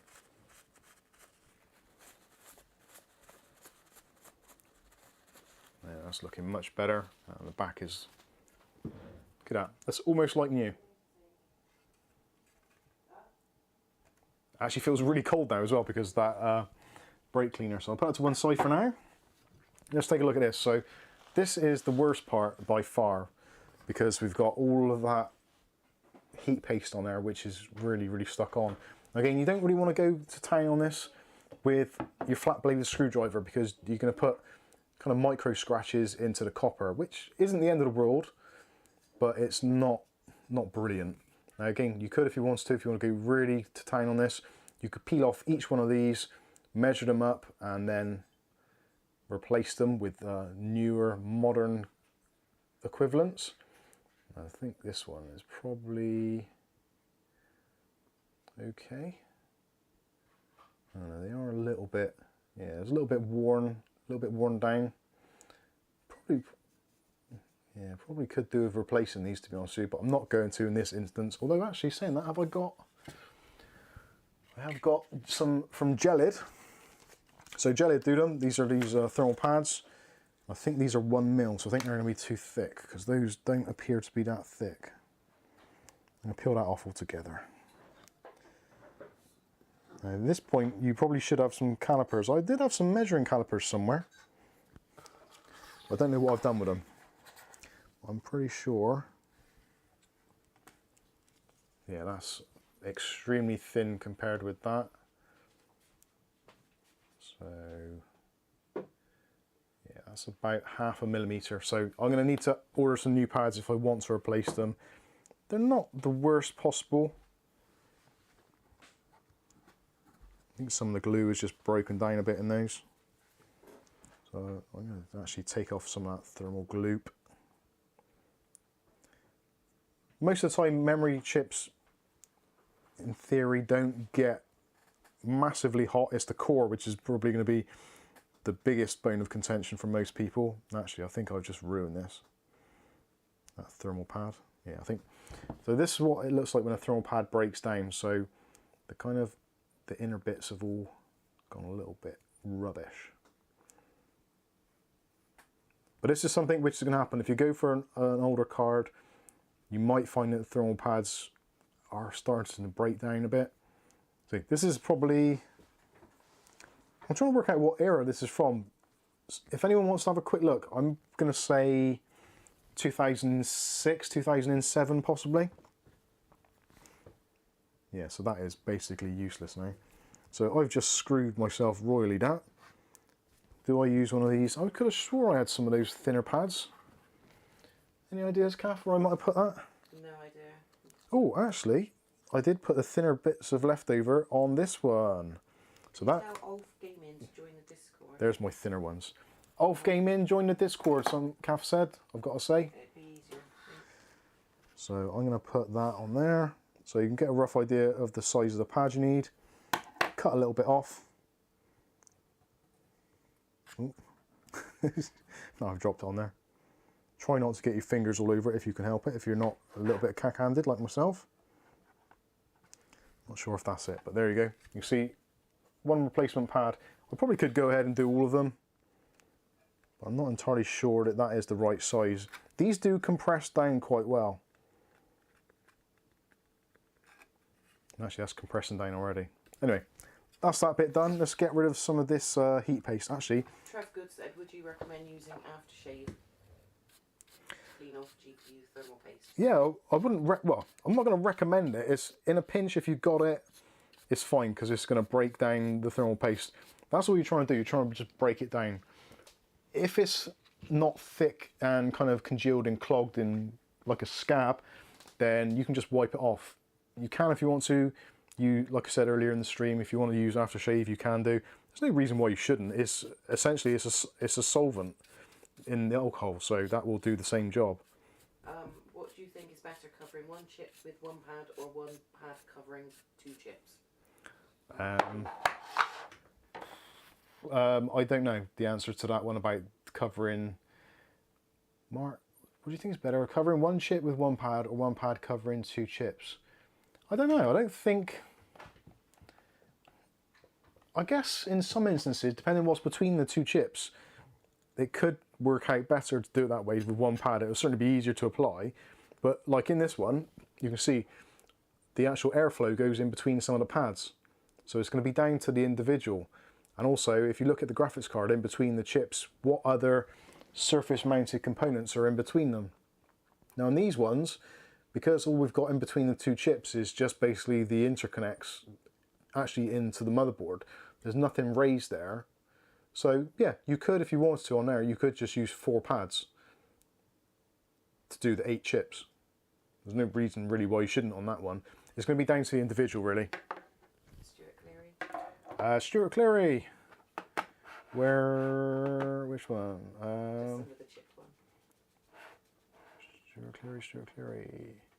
I recommend wearing some kind of dust surgical mask if you're spraying lots of chemicals and dislodging dust.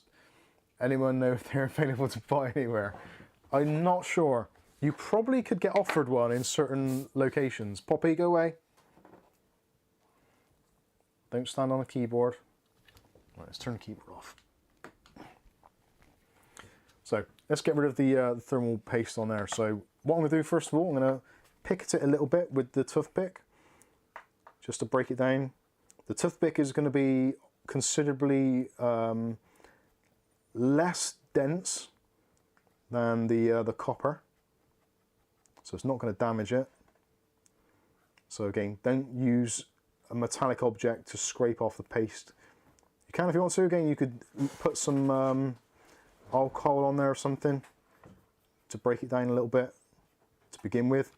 So yeah, we've almost managed to get that off as one single lump. So that is that's pretty decent. I'll put that actually into, actually I've got a paper towel there I could put in there.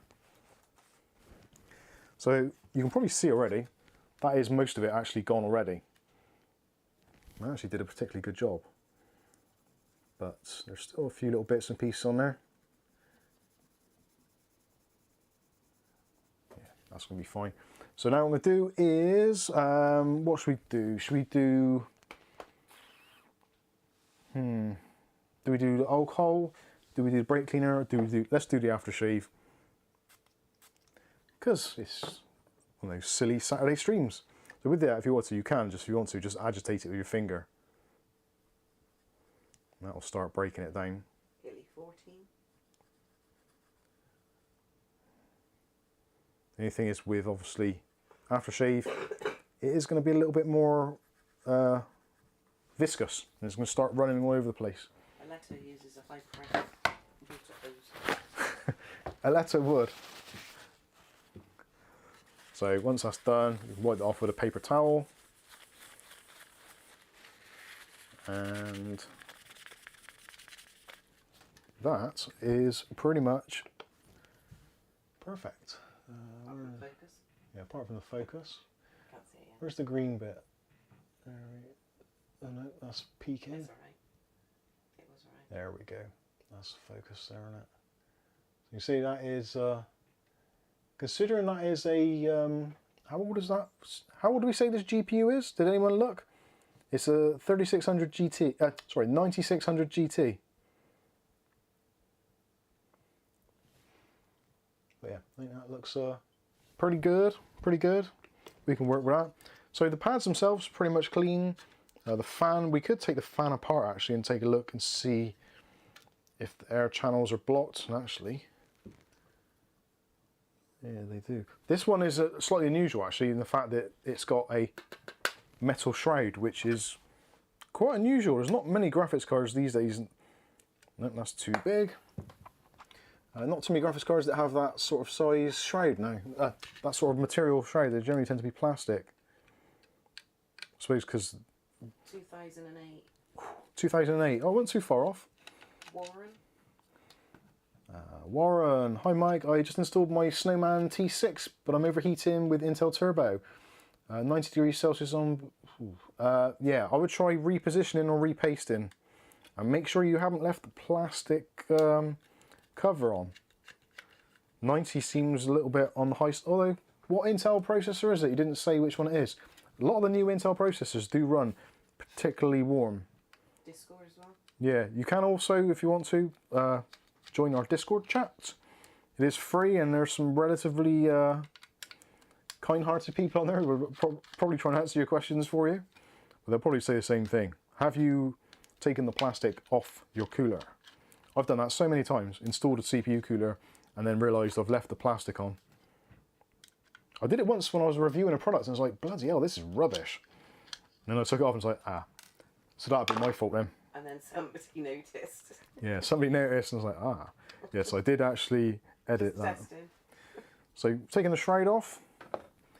And actually, you can see in here, that is pretty caked up in there. So how am I going to get to that? I'm not too sure if those veins are i5 1100, 11400. 11400. Yeah, they do run a little bit warm. It's probably a little bit too warm. Wow, look at the dust in there. That is pretty dusty. Now really, you probably should get a vacuum or something. Or maybe an air duster would be a good idea. I have got an air duster, but it's actually in the cupboard next to the vacuums. I'm not going to drag that now. I thought of it just before I started the stream. I was like, oh, where's my... Oh, it's in the bloody cupboard. Do you want me to get it? So it might be a bit too noisy. Don't know, you can try it if you want. Do you like it? No. Not sure if I've got a spare plug socket there. First thing Oh, that yeah. scares her. Yeah, Poppy will probably run a mile. So this actually, these air veins are absolutely clogged. So even if we'd have put new paste on here, because physically the air had nowhere to go down through those channels, it would have still run very warm. And really, if you're using an air duster, you probably should go outdoors, because otherwise you're going to be putting all of this crap back out into your living space, which is never a good thing.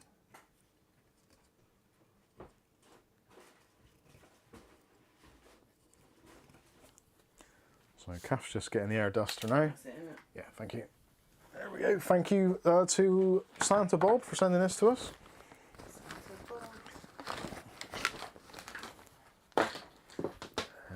Let's have the nozzle. Which nozzle shall I use for that? I think that one. No. I think that might do the trick. Yeah, that'll do it. Right, plug me in. Actually,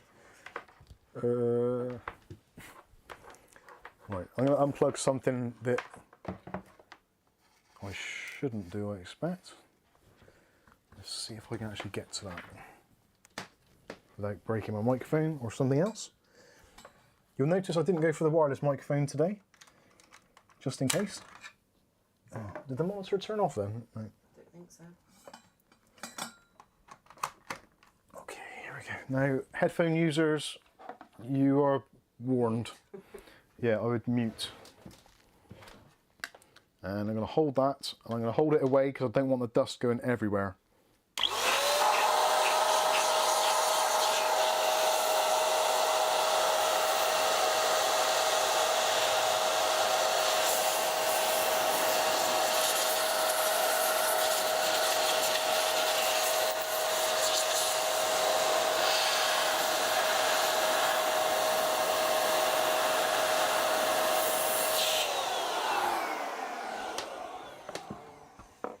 go. Flame.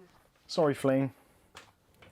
Okay, go back to sleep. So now, looking through the air vents there, they all look completely clean. Now, I only wish that I could actually take apart my Surface Pro, because it has got a very similar design to this, and I'm sure that it's caked up with dust, because that Surface Pro does get a little bit on the warm side. But sadly, I don't have the balls.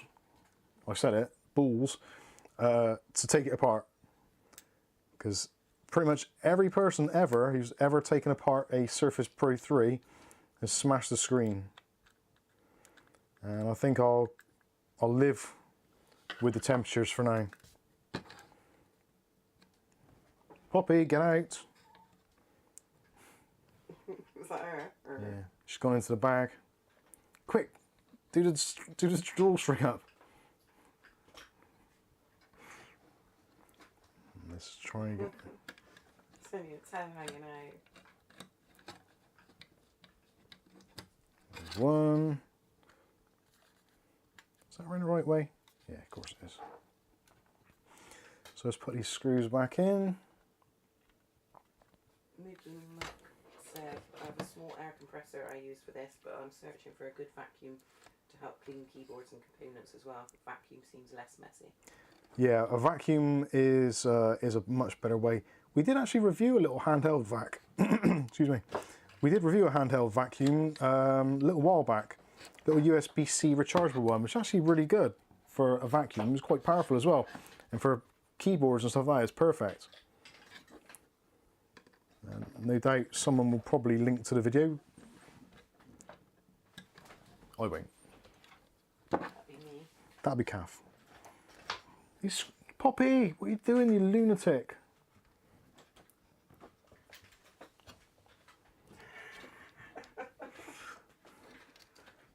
Yeah, at the moment Poppy's got a thing about getting into either bags, boxes or vacuums. If you haven't seen it already, Poppy actually debuted in her own video where she was riding the new robot vacuum that we've got. And to be honest with you, she did a pretty damn good job of it. Fred Brown's with us. How you doing?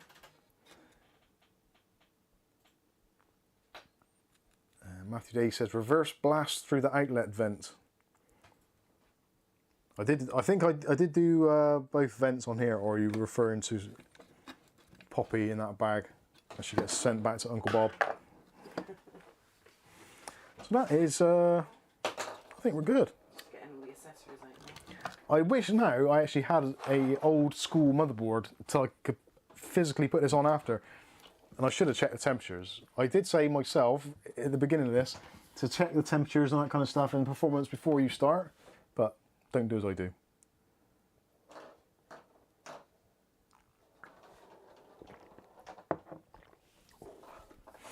Nice cup of tea. Right, I think we're pretty much ready to put it back together. The board itself is pretty much pristine now, apart from my greasy fingerprints all over it. This is going to be the kicker now for a lot of people. So, applying thermal paste onto a graphics card is one of those things that is not always the easiest. You don't really have the benefits of the paste spreading out as much as it would under a CPU because you've got a bare core there. So I'm going to put a little bit on, and then what I'm going to do is I'm going to spread it a little bit, because you don't want too much, but you don't want too little.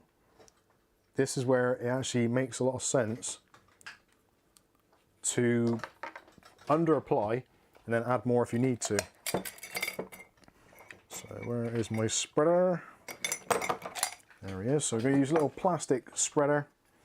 And just going to gently try and get some of that paste all around the core. It's hard to see actually in this light. Surprisingly, with studio lights actually make things a little bit more difficult to see in because the color rendering index, or CRI, you get really good lights, you can see much better. So I think that's actually not too bad. Right, that is actually, even though I say it myself, I think I've done bloody well there. So let's go to the overhead and yeah, self-praise is clearly no recommendation of my skills. Couldn't remember the rest. There we go, hopefully you can see that. So that's what you're aiming for, a nice even coverage over it. It can be, you can have a few little kind of peaks and troughs in it. You want to try and keep it as close to flat as you can. Does that look okay on the screen? I can't really. That looks all right. Can you get an idea of what that looks like? I think it's a little bit blurry. That's not too bad. So those little peaks that are in there, in this top section here, when the cooler is actually put on the top, that will squish that down. But that, I would say personally, that's probably one of my better applications, I'll be honest. So just kind of check, make sure there's nothing stuck in there, make sure the fan still spins correctly. Then what we're going to go ahead and do is line up the fan. This is something definitely do, like on your checklist. Actually, I'm going to put the other light on so you can see it's a bit better. When you're doing your kind of, when you're doing your assembly checklist, make sure that you kind of mentally go through everything. So make sure the fan is free and spins. Make sure you've got all your pads on so you can count them if you want to. So we've got 3 pads there. 1, 2, 3. Yep. 1, 2, 3, 4, 5, 6, 7, 8 for the memory. There's none others elsewhere, so that's excellent. Obviously RGB cabling as well. If you've got RGB on your graphics card, make sure you plug that in as well, because otherwise taking it all apart after is going to be absolutely soul destroying. So we're going to connect back up the fan. Make sure that fits in snugly. And then really it's down to the individual how you do this. Personally, I'm of the opinion where I'm going to flip it over a little bit. And then you find all the screws that are not Watch all the screws to fall out. And then what I'm going to do is I'm going to get that little metal bit there underneath the lip for the PCI Express edge connector. And then I'm going to try and match up the screw holes as best I possibly can. And just visually through the back, just see if the screw holes match up, which they should do. And I'm pretty much bang on there, I think. So just looking through, yeah, I can see all the screw holes. There's bound to be a little bit of movement and wiggling going on, depending on the card. That's moved already, oops. So now we've got all these screws to go back in. So you can start pretty much where you want. I'm probably going to start on the top and the bottom. Get one in at least. A couple of turns just to get it started, and then probably go for one completely in the opposite side. So that way then it's going to centralize it a little bit. And that always takes the I/O port piece off. Yeah, actually taking the I/O shield off at the end, that's another way you could do it. Probably will make it easier to line up on some cards. And we're going to go in this top corner, a couple of screws there. You can get an idea as well when you're doing this, if you've actually done it kind of right and it's lined up. You should find that Matthew Day said when you they line up pretty well. Check that they're all the same screws that exist. Yeah, you should actually, that's a good point. Yeah, make sure the screws are all the same sizes. These appear to be. So far. You'll find out when you go to put it back together. Stuart Cleary says, careful now. Ladies and gentlemen, don't do this in the dark or with disco lights on, because it's probably not a great idea. Although it's great to distract Poppy from your mic wire. Yeah, Poppy, thank you for distracting Poppy. It is actually appreciated. So now we're just going around doing random screws in random places. Luckily, they all do appear to be exactly the same. So what I'm doing is I'm working from the outside edges in, which is kind of, I don't know if there's a wrong way of doing this. I really don't. Alexa puts the screws around the CPU first. If there was, I don't know, actually, yeah, CPU first, I suppose you could do. Then if you do the CPU first, because that's central, the outside edges of the cooler could still be squiffed. So that means once you've done those up, and then if it is out of line, you have to twist the actual heatsink. When you're twisting it, you're moving or dislodging some of that heat paste. If you're confident that it's in exactly the right place, then yeah, I guess you could do. Ashley has a question. Yes, Ashley has a question. Meat feast pizza or mixed meat kebab pizza? I don't know, no. If it's a doner kebab, no. What's the one we have? Shish kebab? No. What do we have? Chicken shish, I think. Yeah, chicken shish kebab I would prefer over chicken pizza. So I'm going to go around and... Will the card piece stay alive? will the car be staying alive? It might do. I need something to actually test it in, which is unfortunate because I don't have anything here. Do I? I'm trying to think what I could put it in to test. I'm not sure if actually it would be recognised in a modern system. It probably would. Although saying that, it's DVI. I don't think I've got a DVI monitor or an adapter. Huh? Mike Finland, how do you know when to replace the thermal paste? Well, really, to be honest with you, Mike, you don't really specifically know. It's not something that you kind of... It's not like in your car where you're driving along and all of a sudden the red light comes on saying you need to put in fuel or need to top up your antifreeze or battery's not charging or something. Because the actual thermal paste is kind of hidden away, it's more of a thing. If you notice your temperatures are going up, then if you check out your cooling system, if your cooling system's okay and your fans aren't blocked or anything, and everything seems to be doing what it should do, then you've got to look in the direction of your thermal paste not doing its job. But anyway, there we go. That is that done. Clean, lots of air, or potential airflow now. That didn't work as intended. All back together. I really wish I actually had something I could test it on. I'm trying to think what I've got, which would have a DVI. The DVI part is the awkward part now.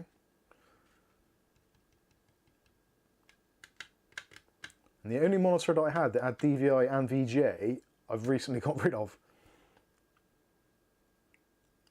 I might have to come back to that one. Anyway, that's done, so I can get rid of that. Actually, I'll put it back where it used to belong. Actually, no, I can't, because Poppy will have it, won't she? Right, stay there. Get out of my way. Right, I need a bin, please. Right, I was going to show you as well, wasn't I, with the cooling fan. So, noisy cooling fan. It was in the title of the video, so I definitely should do it. So if you've got a noisy fan, 120mm, 92mm, 140mm, whatever it is, 200mm will actually probably be the ones which will notice it more. So if you're watching this and you've bought the GameMax F15 or the Lianli 215, the Neutron Labs W Galaxy, whatever it is, I can't remember the model number, they all use 200mm fans. Also the Aerocool Atomic, little micro TX case, that's got the same sort of fan. 200mm fans are more prone, because obviously you've got larger blades and they're kind of always trying to wobble. And the way a fan works is you've got the fan, obviously, you've got a spindle which goes into the motor, and there's hydraulic fluid in that motor, in the bearing section, which is normally sealed with a rubber washer. Sometimes it is, sometimes it isn't. Sometimes they literally just put a sticker over the back of it just to seal it. It's pretty poor in some instances. But when that fluid runs out, that is when you get wobble in the blades. So in order to get the fluid back in, you can actually just put a couple of drops of oil in there. So I'm going to get another cocktail stick. And all we're going to do is we're going to try and find a part of the sticker which actually wants to come off. Now, for some fans, this is going to be easier than others if they've got really crappy stickers. I've probably chosen the worst possible ones to do, because The Charcoon ones are actually pretty well made and pretty well sealed. Yeah, it's starting to come off now. So I can peel that off. And typically, oh, that is just typical. Right, this is a really bad example. So this particular one actually is sealed. So what that means is this isn't a hydraulic fluid bearing. This is a magnetic bearing, or actually it shouldn't be. Yeah, because it's actually fixed in place as well. Right, I'm going to double check this on the box. If it is a fluid bearing, it is a completely sealed one, i.e. non-user serviceable. Technically what you could do if you wanted to, get a very small Dremel bit and very, very carefully, slowly drill into that plastic underneath there, which is sealing it, which then will give you access to the kind of the hydraulics. Obviously don't do it on a good working fan just to see if you can do it or not.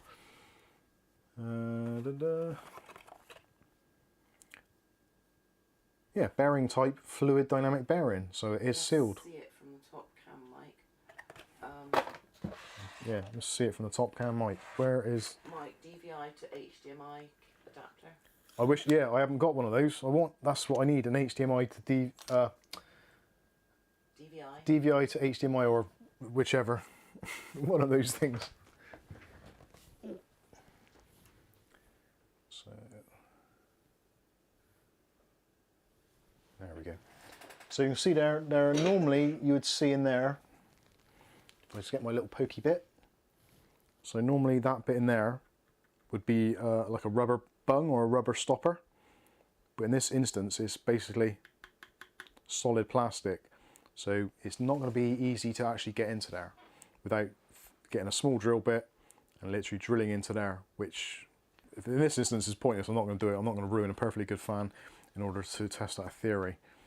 But normally if you do that, you'll know if the fan's on its way out or the fluid's loose, because there'll be a little bit of wobble to the blade, and this one's actually pretty solid because it's obviously in good condition. But that is the bit you're looking for. So peel off, if you've got a noisy ticking fan, take off that sticker off the back, which looks like that. And you should find that there is a kind of access hole at the back. On a majority of fans, they do actually have it. You can't even see that. Sorry. Yeah. So that is where you service your fan. And obviously make sure you use oil. Don't use anything other than oil. It has to be an oil. Ideally, something like that, 3-in-1. That sort of lubrication is going to be better. Don't use WD-40 because you'll spray it in there, and for probably about a week it'll be absolutely fine and it'll sound perfect and you'll be like, oh, that's really good. Mike was full of BS. WD-40 is fine, but it isn't, because it will evaporate, and as it evaporates it'll dry out and it'll probably be actually noisier than it was to begin with. So definitely do not do that. You're hurting my points. OCD. Why is that? Because it's all messy in here.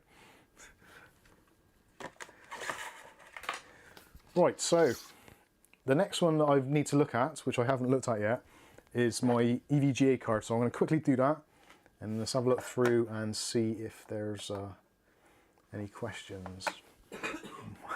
Sorry about your OCD. Now this one actually, you can tell straight away. Actually, let's give you a close-up. I'm saying actually a lot tonight. It's upsetting me. So Better than digressing. you can see in the corner, this one here. See if I can get an angle. There is a tamper screw. So that means that this has never been opened, because no one's tampered with it. So if anyone's going to break it, it's going to be me. Now luckily this is again, we've only got, actually there's quite a few screws on this one. I'm not too sure how many of them I'll actually need to do and what is holding on what. So there is an inner plate on this one from what I can tell. So let's just go for it. There's 4 connectors on the, well, 4 screws. I think that's all we need to do. And there's probably going to be a plate underneath it, which is then held on with those additional screws which are around the outside edge. If you've got a card which has got a back plate on it, you probably find there's a whole bunch more screws for you to actually... Oh, actually, someone has opened that. That was clever, because it didn't look like it had been opened, but it has. So we've got 4 screws. I'm going to put those to one side in case... Is there another screw there? No, it can't be because... Ah, there we go. That came off way too easily. Oh, and a bit of plastic just fell out as well. Come on. So there we go. That actually looks... That looks pretty clean out. It does actually look like it's been repasted. Actually, the difference in size between the CPU, oh sorry, the GPU die itself, actually isn't that much different from the last one, considering the generational gaps between them. That is actually quite a pretty little card. This is a GTX 1060 3 gig. Actually, this looks in pretty decent condition. Looks pretty clean. What card is that? Sorry, I don't know if you answered that. Yeah, just did. Yeah, Sorry. yeah. EVGA GTX 1060 3 gig SC edition. I want to say, yeah, SC edition or cheapskate edition. So with this, because the thermal paste looks like it is brand new, it should just wipe off pretty easily.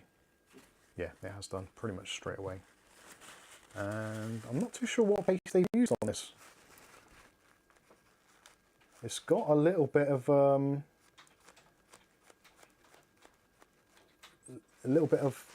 kind of a metallic-y look to it. So I don't know whether it's some kind of maybe Arctic silver. Let's clean up the outside edges a little bit. Actually, I think that's pretty clean. It is quite a clean card already. So let's have a little bit of our brake. I don't want to get brake cleaner everywhere on this one, so what I'm going to do is I'm actually going to spray a little bit onto the tissue. Just a tiny little dab, that's all it's going to need. And I'm just going to give that a wipe over.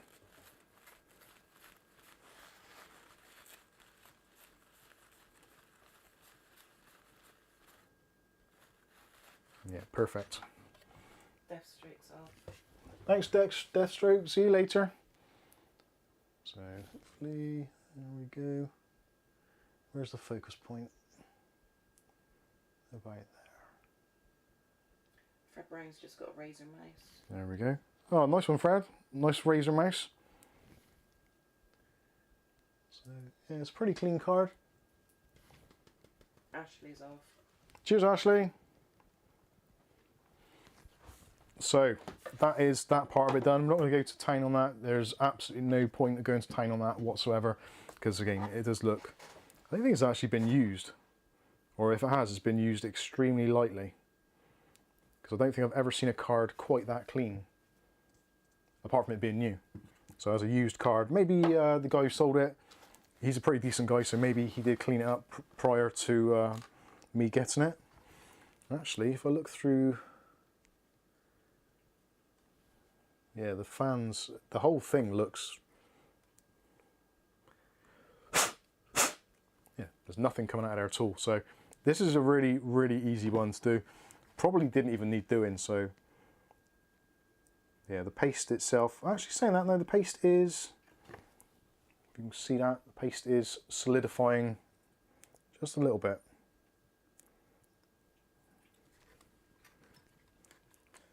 So, and also we don't know what paste is on there. Again, if you've bought a used card and you're keeping it for yourself, it's kind of nice that you know that whatever paste you've put on there is either a good quality paste or has been freshly applied. Check to see whether the fan works. That may be why it's clean inside. Yeah, that's the point. I have actually used this card and I have tested it prior to this and done a little benchmark just to make sure that it was functioning, even though, again, it was a used card. What do I want to add? Does paste still have any effect at all after solidifying? Does paste have an effect after solidifying? Well, it does. It appears to do it less. Because the point of paste is to fill in those kind of little microscopic little holes. Now, if a paste remains like, how can I explain it? So, you know, like silicone. When you put silicone around a window frame or a putty around a window.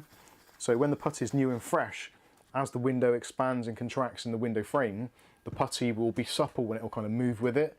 On older houses, you'll see the putty is cracked, and that is where it's solidified, and then with the expansion and contraction, the putty is cracked. Now, the similar sort of thing happens with this. When the paste solidifies, it then, as it gets hot, it allows kind of air gaps or tiny little gaps in between the paste and the actual GPU, which if there's any air gaps or anything, that's generally seen as a bad thing and how things get hot or overheated, or you get hot spots. So let's put, that's clean, a little bit of MX4. Don't want to put too much on, just a tiny little bit. And then we're going to go to town with the spreader again. Actually, I'm going to have a slurp of tea first.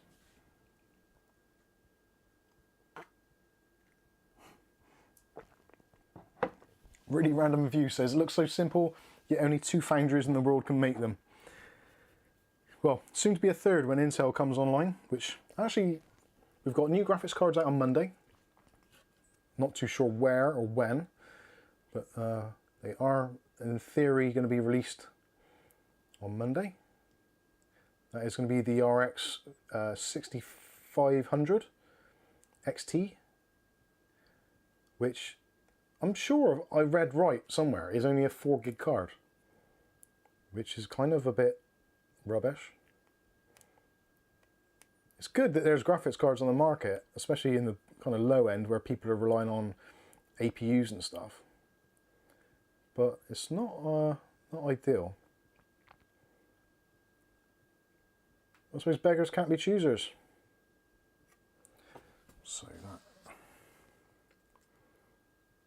looks like a pretty decent application to me.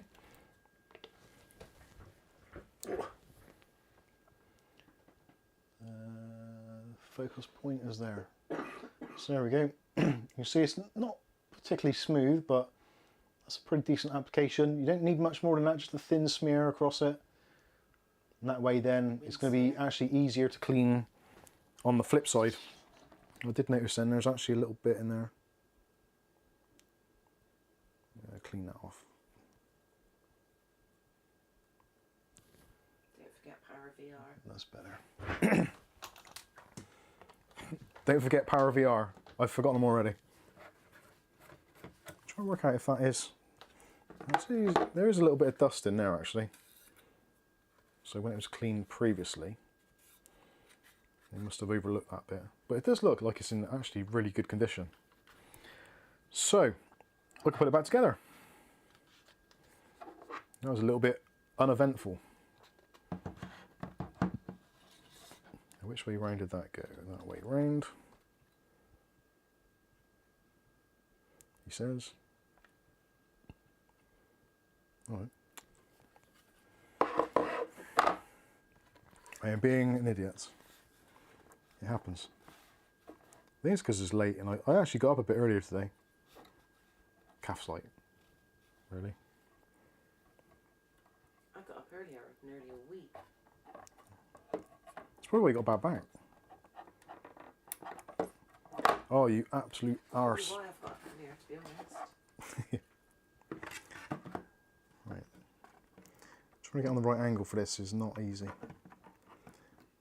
I don't know why they put such short cables on. I guess it does make sense, but Rick H is going to try an Intel GPU card when they come out. I'm going to try an Intel GPU card, I think, when they come out.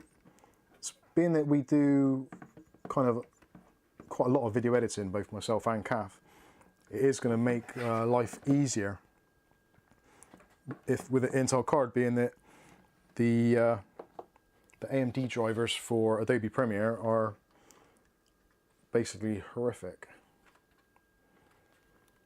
Right, let's see if we can line that up there. There we go.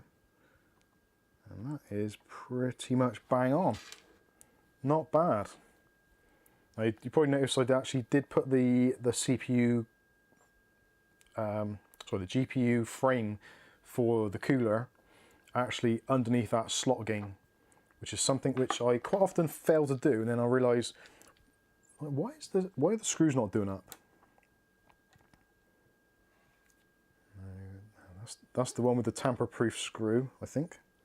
Is that a tamper-proof? Yeah. I'll put the tamper-proof screw back in there because it fooled me once, it'll probably fool me again. So a couple of turns. Because there's only 4 screws in this, so It's going to be effectively a lot like one of those Intel stock coolers where you've got equal mounting pressure around the four sides. So we don't have to kind of do them one up at a time. Not fully anyway. Words. So just a couple of screw turns just to get it started. And then we can 1, 2, 3, 1, 2, 3, 1, 2, 3, 1, 2, 3. So you can definitely count to 3. 1, 2, oh. 1, 2, oh. 1, 1. So that was about right. So now I'm gonna give it a little wobble and just see if we can give it any more of a little turn. Do you know when the Intel cards are out? I'm not sure when the Intel ones are released. I'm not really sure. I know so we've got AMD 6500 XT is being released on Monday. I'm not entirely sure what time, whether or not it's going to be kind of like a 12 o'clock launch for us in the UK. That should be interesting. If anybody knows, or has anyone noticed anyone taking pre-orders? Sorry? Somebody put the 19th. Is it the 19th? I thought it was the 17th. Oh, RX6. What day is it today? 15th. Yeah, I thought it was the 17th. Maybe I was wrong. Or I could be wrong. But yeah, is it the 25th for the 3050s? That's gone back together quite nicely. Fred Bryan thinks it's the 18th. So. Fred thinks it's the 18th. All right. Intel card January 18th. Yeah, it's a really, actually, yeah, while I pack this away a minute, we'll talk about graphics cards, and we've got kind of 3 kind of biggish launches if there's actually going to be stock, which at the moment, I guess we're kind of unaware. We don't really know the full story, what's going to actually happen, whether there's going to be a ton of stock, whether there's going to be no stock, whether it's going to be sold out in seconds. But, sorry about the noise. Hey? Stop while you're doing that. Yeah, I should stop talking while I'm doing that. Where does that go? That can go down. Will you be getting or testing one, Mike? Yeah, well that's what I'm gonna get round to. So we've got the RX 6500 XT. If it comes out and it's available in the UK for £200, I will buy one, definitely. If they want considerably more money than that, then I probably won't, if I'm completely honest with you, because I do not see the point. If we look at it in terms of performance-wise, so the RX 6500 XT is a 1080p card. So arguably it's going to be kind of GTX 1070 type performance, which you can buy for kind of £200, £250 in the UK. So yes, it's going to use considerably less power, but I don't know. Again, it's going to depend on the price. So yeah, 6500 XT, which is I think either Monday or possibly Wednesday then, as someone else said. Then we got the RTX 3050, which is I believe going to be the 25th or the 27th of the month. And then potentially, if that is right with the Intel ones, is that somewhere around the 19th, the 20th? I didn't know that, I'll be honest with you, I wasn't sure.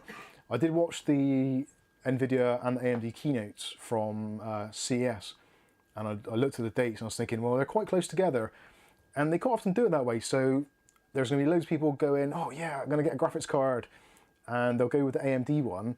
But because the reviews haven't come out for the 3050, people will be like, well, there's only £50 between them officially. What do I do? Do I go straight in for the kill with the the RX AMD card? Or do I hang back a little bit, see what the deal is, see what stock levels are like, and maybe wait for the NVIDIA card? I don't know. I'm in the same situation because I would quite like a new graphics card for my video editing PC, because at the moment it's using a 2060 Super, which is absolutely fine. But if there's something newer and it is going to be better for video editing, and it's going to be in the sort of £200, £250 mark, that would be great. And then I can sell off the old card, etc., etc., you know, recycle the components a little bit. So yeah, in terms of that, it is kind of interesting to me.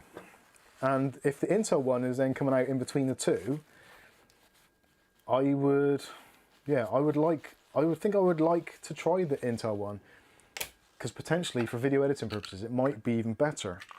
And again, people might hold off thinking, I don't know, I'm a bit unsure. I'd prefer an NVIDIA card, and if you're into just gaming, then I think realistically the NVIDIA card has probably got to be the way to go. But I don't know. Let me know what you think in the comments, as I quite often say. Yes, Kath? I've forgotten. Yeah, Dutch Jan says miners don't want the 6500 because it's only 4 gigs. That is going to be a plus point, definitely. Where could I look for a possible pre-order? For pre-orders, you could look in the UK. I would say scan.co.uk would probably be taking pre-orders if anybody is.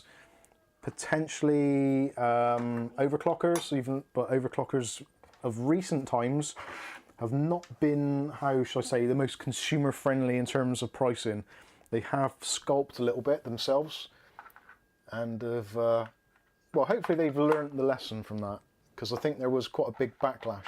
Being that overclockers technically kind of started out in the industry as the kind of, well, basically overclockers who wanted a decent PC place to buy stuff and actually started their own company selling overclock parts. It kind of is sad that they've kind of sold out a little bit in that respect. Not sold out, but they've not been entirely genuine, I would say, personally. It's not down to me, it's down to you, because you guys are the ones who are going to be buying it. Or not buying it, as the case may be. It would be interesting to know what the stock levels are going to be like. I think due to the increased demand, and also due to the fact that some of AMD and I believe NVIDIA's orders have actually been cancelled due to basically car manufacturers taking a lot of the available kind of, what's the word I'm looking for, the allocation or allotment of machines or dies or fabrication plants, whatever the terminology is. I personally don't think there's going to be a great deal of stock available. I think it's going to be extremely limited runs, and at the prices that they're suggesting, especially the recommended retail prices, realistically manufacturers and AMD, NVIDIA, there's no point of them rushing out a load of stock straight out of the gate at those recommended retail prices when there's other cards which are selling for kind of 100%, 200% over the recommended prices. So they're not going to be in a hurry to do it. There's no reason why they should, to be honest with you. Ultimately, they're businesses, and they are there to make money. They're not there to give stuff away. So if the shareholders say, no, we want you to hold back, don't put out a load of stock to begin with, wait until a little bit later, or just do a limited run for the MSRP, it's going to be down to the shareholders. The shareholders are the ones that control the place, really, or control the business. So it's not like Jensen can turn around and say, no, I want loads of graphics cards to go out, and they'll say, oh, okay, we'll do that for you. It doesn't work like that. He is a figurehead. The shareholders hold all the keys, sadly. James Tech says, to be fair, the 1650 Supers were pretty good. Yeah, actually, they weren't a bad card. They did go very quickly. Right, yeah. Ordinary Dude says, FYI, there are no media encoders on the RX 6500 chips.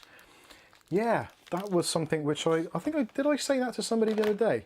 We were having a discussion about it, and I was saying, I do quite like the look of them in terms of a gaming card, but is it they've got an H.265 and H.264 decoder, but no H.64 or H.65 encoder on the AMD card, which seems to be slightly mental. Very mental, in fact. Oh crap, forgot that. If anybody wants a set of Shark Lights fans from Sharkoon, I've got 6 of these things, which I still haven't found a use for. So if anybody is interested, hit me up on the Discord, and I will do you a extremely generous price on them, because I'm never going to use them. I'm really not. Oh. Poppy, I don't want to see your arse. And stop biting the cables. That's your fault. You've encouraged her. What is it with women and cats? Right, let's have a look at some of your other questions.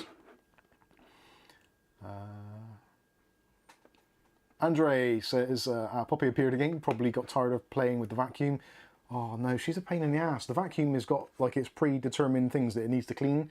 And if she gets in the way too much, the vacuum just says, right, okay, clearly I can't do my work today. I'm going back to charge. It's like, just leave the bloody thing alone. That reminds me.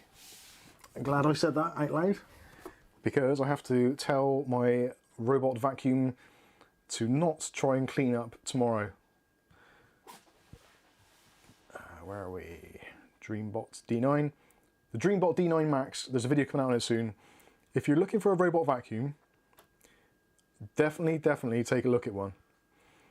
I had my misgivings when I got it, thinking, oh god, it's going to be another one of those robot vacuums which gets stuck everywhere, useless at cleaning, doesn't pick up bugger all, and is basically just dumb as a bunch of rocks. But it's actually really good. Where are we? Scheduled cleanup. So let's turn that off. There we go. Brilliant job.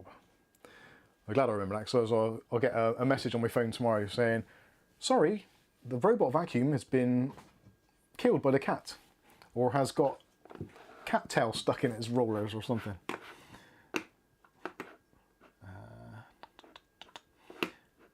Yes, encoder's not decoder. Decoder's not encoder, is it? Jim's Tech says, did I see you cannot watch Blu-rays on 12th gen? I don't know. I'll be honest, I've not watched a Blu-ray since probably a good 4 or 5 years now. It must be at least 4 or 5 years. And the rest. I had a Blu-ray... No, I didn't have a Blu-ray player. I had a PS3, which did... Yeah, because we used George's PS3, didn't we? So we used a PS3 to watch... Final Destination. Final Destination 3D, because we had a 3D TV and it was on Blu-ray. We still have. And what else did I watch? Piranha 3D as well. Watch that. There was something else as well. Can't remember what it was. I think that's the only Blu-rays I've ever watched. Anyway, moving on. White Castle. Might have been. Aletta says I already have I have way more fans than I'll ever used to. Yeah, I'm getting like that at the moment. It's a bit silly. Stuart says, our cat is 12 years old, never chewed any cables, thank God. None of the other cats have. Flame occasionally might have looked at one and thought, But then, being a typical male cat, is like, I can't even bother to chew. Lazy. A really random review says, I wish for one of them auto-vacs. I hate doing it, the old-fashioned stick and box. Yeah, honestly, it is very good. We had one before, and you've probably heard the story before, but I'll say it again for those that are new here. We had a robot vacuum, and they're pre-programmed, so they're dumb as rocks. They've got sensors on the front, and they just bang around into things and do whatever they needed to do, then go back to charge eventually when they found where they needed to charge. A lot of them were stupid. Get stuck on a rug. Yeah, they would get stuck everywhere. We came down, I think it was one Saturday or Sunday morning. No, it's Bank Holiday Monday, the 7th of May. There we go. It was Bank Holiday Monday, the 7th of May. Not autistic. Kath's not autistic at all, even a little bit. And yeah, we came down and there was cat poop everywhere. So one of the cats had had a little bit of a wee accident, and the vacuum had obviously nudged into it and then carried on to then plaster it around all the skirting boards, because it had caught it on the kind of like the bumper on the front, so it scuffs along those, so there was kind of poop scuff marks all around all the counters at the bottom, and it got into the rollers and the wheels, and it was just basically wherever the robot vacuum had been, you could see tire tracks. It was horrendous. On the so much for self-cleaning. The tiles in the kitchen, the carpet in the hallway. I'm not sure if I don't think it went into the front room. That was about the only room that it didn't touch. I don't think it came in here either, did it? I don't think it did. Can't remember. But yeah, anyway. Yeah, it took longer to clean it up than the cleaner took to clean the whole house, sort of thing. It was horrible. So, yeah, it was never good. So, that, yeah, going back to what I was going to say about it, the new Xiaomi D9 Max has got a really cool feature in it, which is there's no-go zones and also virtual walls. Now, our slightly aged cat, Daisy, quite often just can't make it to the cat litter, or is scared to go cat litter because the other cats are there. So quite often she'll just go in the front doorway. So luckily now in the app, it maps out the entire surface area, so I can set up a little no-go zone so it doesn't go towards that area where the mat is. So in theory, having the cat poop spread around the house should be a thing of the past. There is still a potential for it, I guess. But yeah, anyway, that is the thing. If you're going to be a lazy... Last time they just missed the litter, they'd done it right next to it where they got in far enough. It was just an accident last time, so yeah, it wasn't that bad. It wasn't that bad. We can laugh about it now. Andre says the i3 12100 looks extremely good benchmark wise. Yeah, I've actually, this is a little bit of a rant, but I'm going to do it anyway regardless. I've noticed a lot of the media have been raving about Intel's new budget chips. So the 12100, 12400 at the moment, everyone's touting them as being like the gamer's friend. They are, but to a point.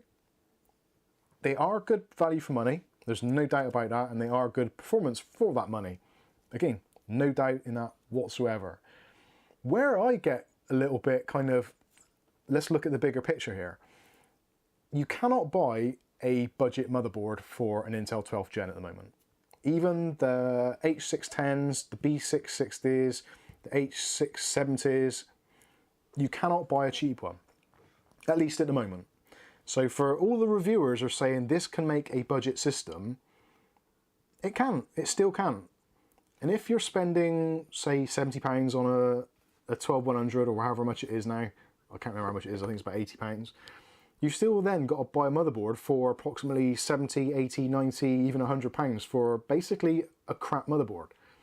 So you're buying a cheap chip, which is good, to put on a piece of junk motherboard, which is considerably dearer than the junk motherboards for AMD. In which case, you might as well buy a really good AMD processor, which will have more cores, more threads, and be overclockable, and put it on a crap board. And you're still better off. That is the dilemma. So, argument's sake, a reasonable-ish board, £100 on Intel with an £80 chip. So it's £180. I can see on the other side, yeah, you will struggle to buy an AMD processor that is good enough at that sort of money. But even if you went for a second-hand one, say a 3600 for £150, then a 30 quid MSI A320M motherboard, which is basically going to be as bad as the Intel version, the Ryzen's going to give you 2 more cores, 4 more threads, and potentially be overclockable. So if you wanted to spend a little bit more money on the motherboard, arguably you'd have a better platform. Also a more mature platform without all the kind of performance cores and efficiency cores nonsense going on. So it's not like Intel have done something groundbreaking here. If they can make it so the motherboards are considerably cheaper, like there's a £50 board or a £60 board, then yeah, I completely agree that would be definitely the way to go. But I feel at the moment, especially because the motherboard and processor, that is the kind of the heart of your system, and you build all the other components around that heart. So buying a budget processor because it's a budget processor and the only one you can buy doesn't necessarily make it a good processor. And again, they're comparing it with kind of the i7, was it 7700K? That's fine, but the 3100 and the 3300 were basically doing that 2 years ago. So we haven't moved on a great deal. Intel have improved slightly, and the prices are a little bit better, but in terms of performance, if you could get one, a 3100 or 3300 would be a much, much better buy, in my opinion. They keep on saying about single core speed as well, but realistically, what uses a single core these days? Not a lot. And games are becoming more and more console conversions, and consoles are used to having 8 cores. So it's not as if games are now being developed with less cores in mind, they're going to be developed with more cores in mind. And also, if you're gaming, you're not just gaming. I don't think I know anybody who just games, because you normally have your Discord screen open, your Outlook is open in the background. Other things are going on in the background. So it's not as if your 4-core game is using the 4 cores and that's it. It's probably using two and a bit, because Windows is doing other stuff on the other cores. So yeah, 4 cores, 8 threads, Intel stuff. It looks good on paper and it looks attractive and it's got good single core performance, but I don't feel at the moment, excuse me, I don't feel it's a good buy. I really don't.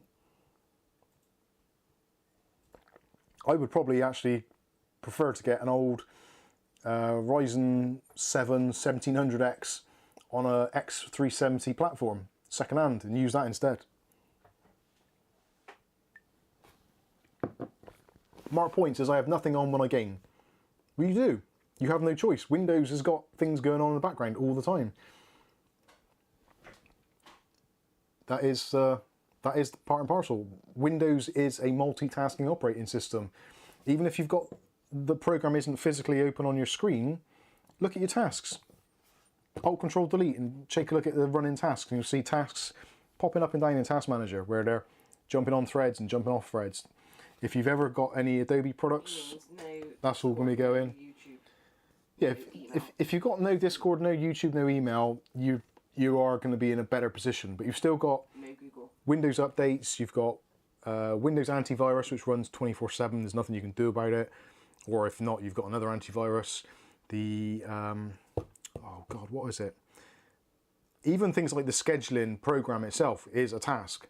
So even though that's just handing out tasks to different cores, that in itself takes up a process. So there's all sorts of stuff going on in Windows which is using individual cores. And again, just do it. Alt Control Delete and look at your cores. I'll be jumping around doing all sorts of things. Check disk or your disk stuff, disk software. All of that is working in the background. Windows is doing stuff. Even if your PC seems to be idle, you can try it with a Ryzen processor. Just sit there with your PC idle, not doing anything, and look at the temperatures. You'll see temperatures spiking up and down, up and down, up and down, where a core is being loaded and used to its fastest capacity. So Windows is doing stuff all the time in the background. And if you've got any other programs installed, even though they're not on and running, they're going to be doing stuff. Edge is going to be doing stuff in the background all the time, regardless. Google Chrome, if you've installed it, will be doing stuff, even if it's not even open. Good. You get the idea. You can be completely anal about it, and you could go in Alt Control Delete and close down all the tasks and run in the background, and you'll get a much faster and more responsive system. But most people ain't going to do that. I use Game Booster and only Game. Yeah, Game Booster will do it, but even with Game Booster on, do it. Just have Alt Control Task Manager running alongside, and you'll see tasks trying to open all the time. There's nothing you can do about it. Even things like anything you've had previously open in that session is going to be cached and going to be trying to run in the background, because Windows is kind of just waiting, poised for you to reopen that cached program. And that's all held in your cache, which is why you get problems with some games stuttering, because Windows is looking at the cache, or the cache is full up and it's going, come on, you're going to use this program in a minute, aren't you? I know you're going to use it soon. And it just keeps on keeping that in the kind of, is it TSR group of programs, Terminant Stay Resident, I think they call it. But yeah, you get the idea. What's wrong, Flame? Andre says, you actually made my point entirely benchmark wise. When you actually use it, cases may vary. It definitely will. Like, Mark is a, I would say, is probably, I would possibly in the minority. I personally, I don't close down Windows in the background when I'm playing games. Generally, it's because there's other stuff going on. Maybe I've got a video uploading to YouTube in one tab. Got Discord open in case somebody wants me. My email is always running in case MSI, God bless them, want to send me some new shiny stuff, which is always a nice thing to have. But that stuff's always going on in the background on me, and I think a lot of people probably are in a very similar situation. What is that down there? Oh, that's the vacuum that I'm kicking. Oh, no, I thought it was a cat. Kieran says, hey Mike, I found a listing for the Game Max PSU on eBay for 31 quid. It wasn't me. It isn't me. In fact, actually, it's in the cupboard behind me. Waiting to go into Fans PC. Fred Brown says, play the game on Linux. No. After Linus and, what's his name, the other guy? Can't think of his name. I can think of his surname, Lafreniere. Can't think of his Christian name. Anyway, Linus and the other guy have been trying to use Linux recently, and after what they've gone through, I don't think I want to go through that. William Bodie says, so having lots of cores and lots of RAM, does it help? Well, yeah, definitely. The more RAM you can throw at a system, RAM's probably the more helpful in a lot of terms, because anything which you open gets cached. And so say for instance, yeah, Luke, thank you. If you open up Chrome, so it will open up and it will use, say for instance, I don't know, a gig of RAM. You close Chrome, that gig of RAM, although is kind of technically released to the system, it's still cached in the system. So it's ready so that when you click on Chrome again, that cached information in all the tabs is ready for you straight away. So you don't have that kind of loading and downloading and getting all the textures, all that kind of stuff. It stays cached in your system. And that happens for every program in Windows. So the more programs you use, or more programs you have installed, the more it gets cached. So if you're like me and you've got Steam, Epic, Origin, what's the other one? Can't think of the other one. But you got those, you got Adobe Creative Cloud, you also got Outlook, Discord, what else is there? Obviously Edge, Chrome, blah, blah, blah. It takes up the cache very, very quickly. So more RAM, the better. Mark Point says, after watching that Linux thing they did, I agree that console gaming is more plug and play than PC gaming. Oh yeah, PC gaming is a pain in the backside at times, it really is. Even on a PC, rather than a Linux box. Alex above. Alex What's above. the latest game you enjoyed playing and finished? Latest game that I enjoyed playing and finished, I would say, well, Far Cry 6 is the only one that I've played and finished recently. Although I've only finished the kind of the main story, I haven't done all the side quests and stuff. That was quite enjoyable actually. I have just installed PUBG, which is now free, which is why I've installed it, because I'd never liked it, I don't think. But it's been at least 3 years since I played it last. Possibly even longer. So I want to try it again, see what it's like. UK Vamp says, always been a aficionado of lots of RAM. Ooh, it's like you give your PC more elbow room. Yeah, definitely. Big hard drive and lots of RAM. Look at older systems. If you get a really old crap laptop, which is dying on its ass, double the RAM, put in an SSD, suddenly it feels like a more snappy machine. It's not magic, it's just you're giving it more room to breathe, which is how it should be. Matthew Day, is it a school night? Yes, it is. Oh Christ, I just realised what time it is. I've gone way over. Oh well, never mind. Right, in actual fact, I probably should bring this to an abrupt end. I wonder why I felt like I needed to piss. Too much. Yeah. Too much information. TMI. It's alright, I'm not going to do ASMR on that one. Rich M says, for the price of RAM, that makes no sense not buying 32 gigs. Yeah, 32 for video editing, 32 gigs definitely. For gaming, 32 gigs is a nice place to be. Not entirely necessary, but does the job. Nick Barnes says, great stream. Sorry. Blake above. Blake above. Oh, Blake, so if, like me, you disable programs from the starter menu, then they surely won't be cached unless you actually open.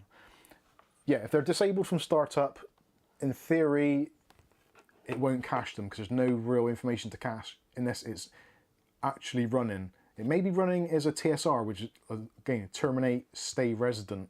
So there's a small block of the program which is kind of waiting in the background, but it's not actually using memory and it's not caching memory. If you do a Google on TSRs, terminate, stay resident programs, it's actually fascinating. It explains why Windows works the way it does. Fred Brown, no beer, no, got work tomorrow and I'm fat as F. Beer doesn't agree with my waistline. John Sullivan says, for Adobe Creative Cloud, I definitely needed to get 32 gigs. Yes, I think. I would like to go to 64 to see if it helps with editing, but I don't think it will. I don't think RAM is my problem. I think it's scrubbing on the timeline is more of a graphical thing than it is a kind of a processing or RAM thing. Left 4 Dead is the best, says Fred Brown. That's a combination there. I put Fred and Brown together and I made Frown. Sad face. I'm losing the will to live now. Right, I should call this a night. Thank you all so much for joining us tonight. Hopefully you've been moderately entertained. If not, there are no refunds or money back guarantees. But if you have enjoyed the stream, please leave a like and all that kind of YouTubey stuff. And also, if you can, once the video is finished processing, after Kath's done her magic to it and added links and magical mysterious stuff, please come in and leave a comment on the video. I will answer them as best I can. Even if I just leave a heart on there, you'll know that I've seen it. So leave a comment on the video, all helps the YouTube algorithm. But yeah, I think UK VAT wants his £0 and 0 pence back. I will give it to you in interest. Thank you all so much for joining us tonight. So hopefully you've had a good time. Thank you to all the super chats, and just thank you all in general for adding to the conversation. It is very much appreciated. But no video out tomorrow, Sunday. Don't do videos on Sunday, but there will be a new fresh delivery to your inboxes on Monday morning, so don't forget to watch it and enjoy. So I've been Mike. This is Mike's Unboxing Reviews and How To, and hopefully we'll catch you in the very next video. Thanks for watching, and have a good weekend.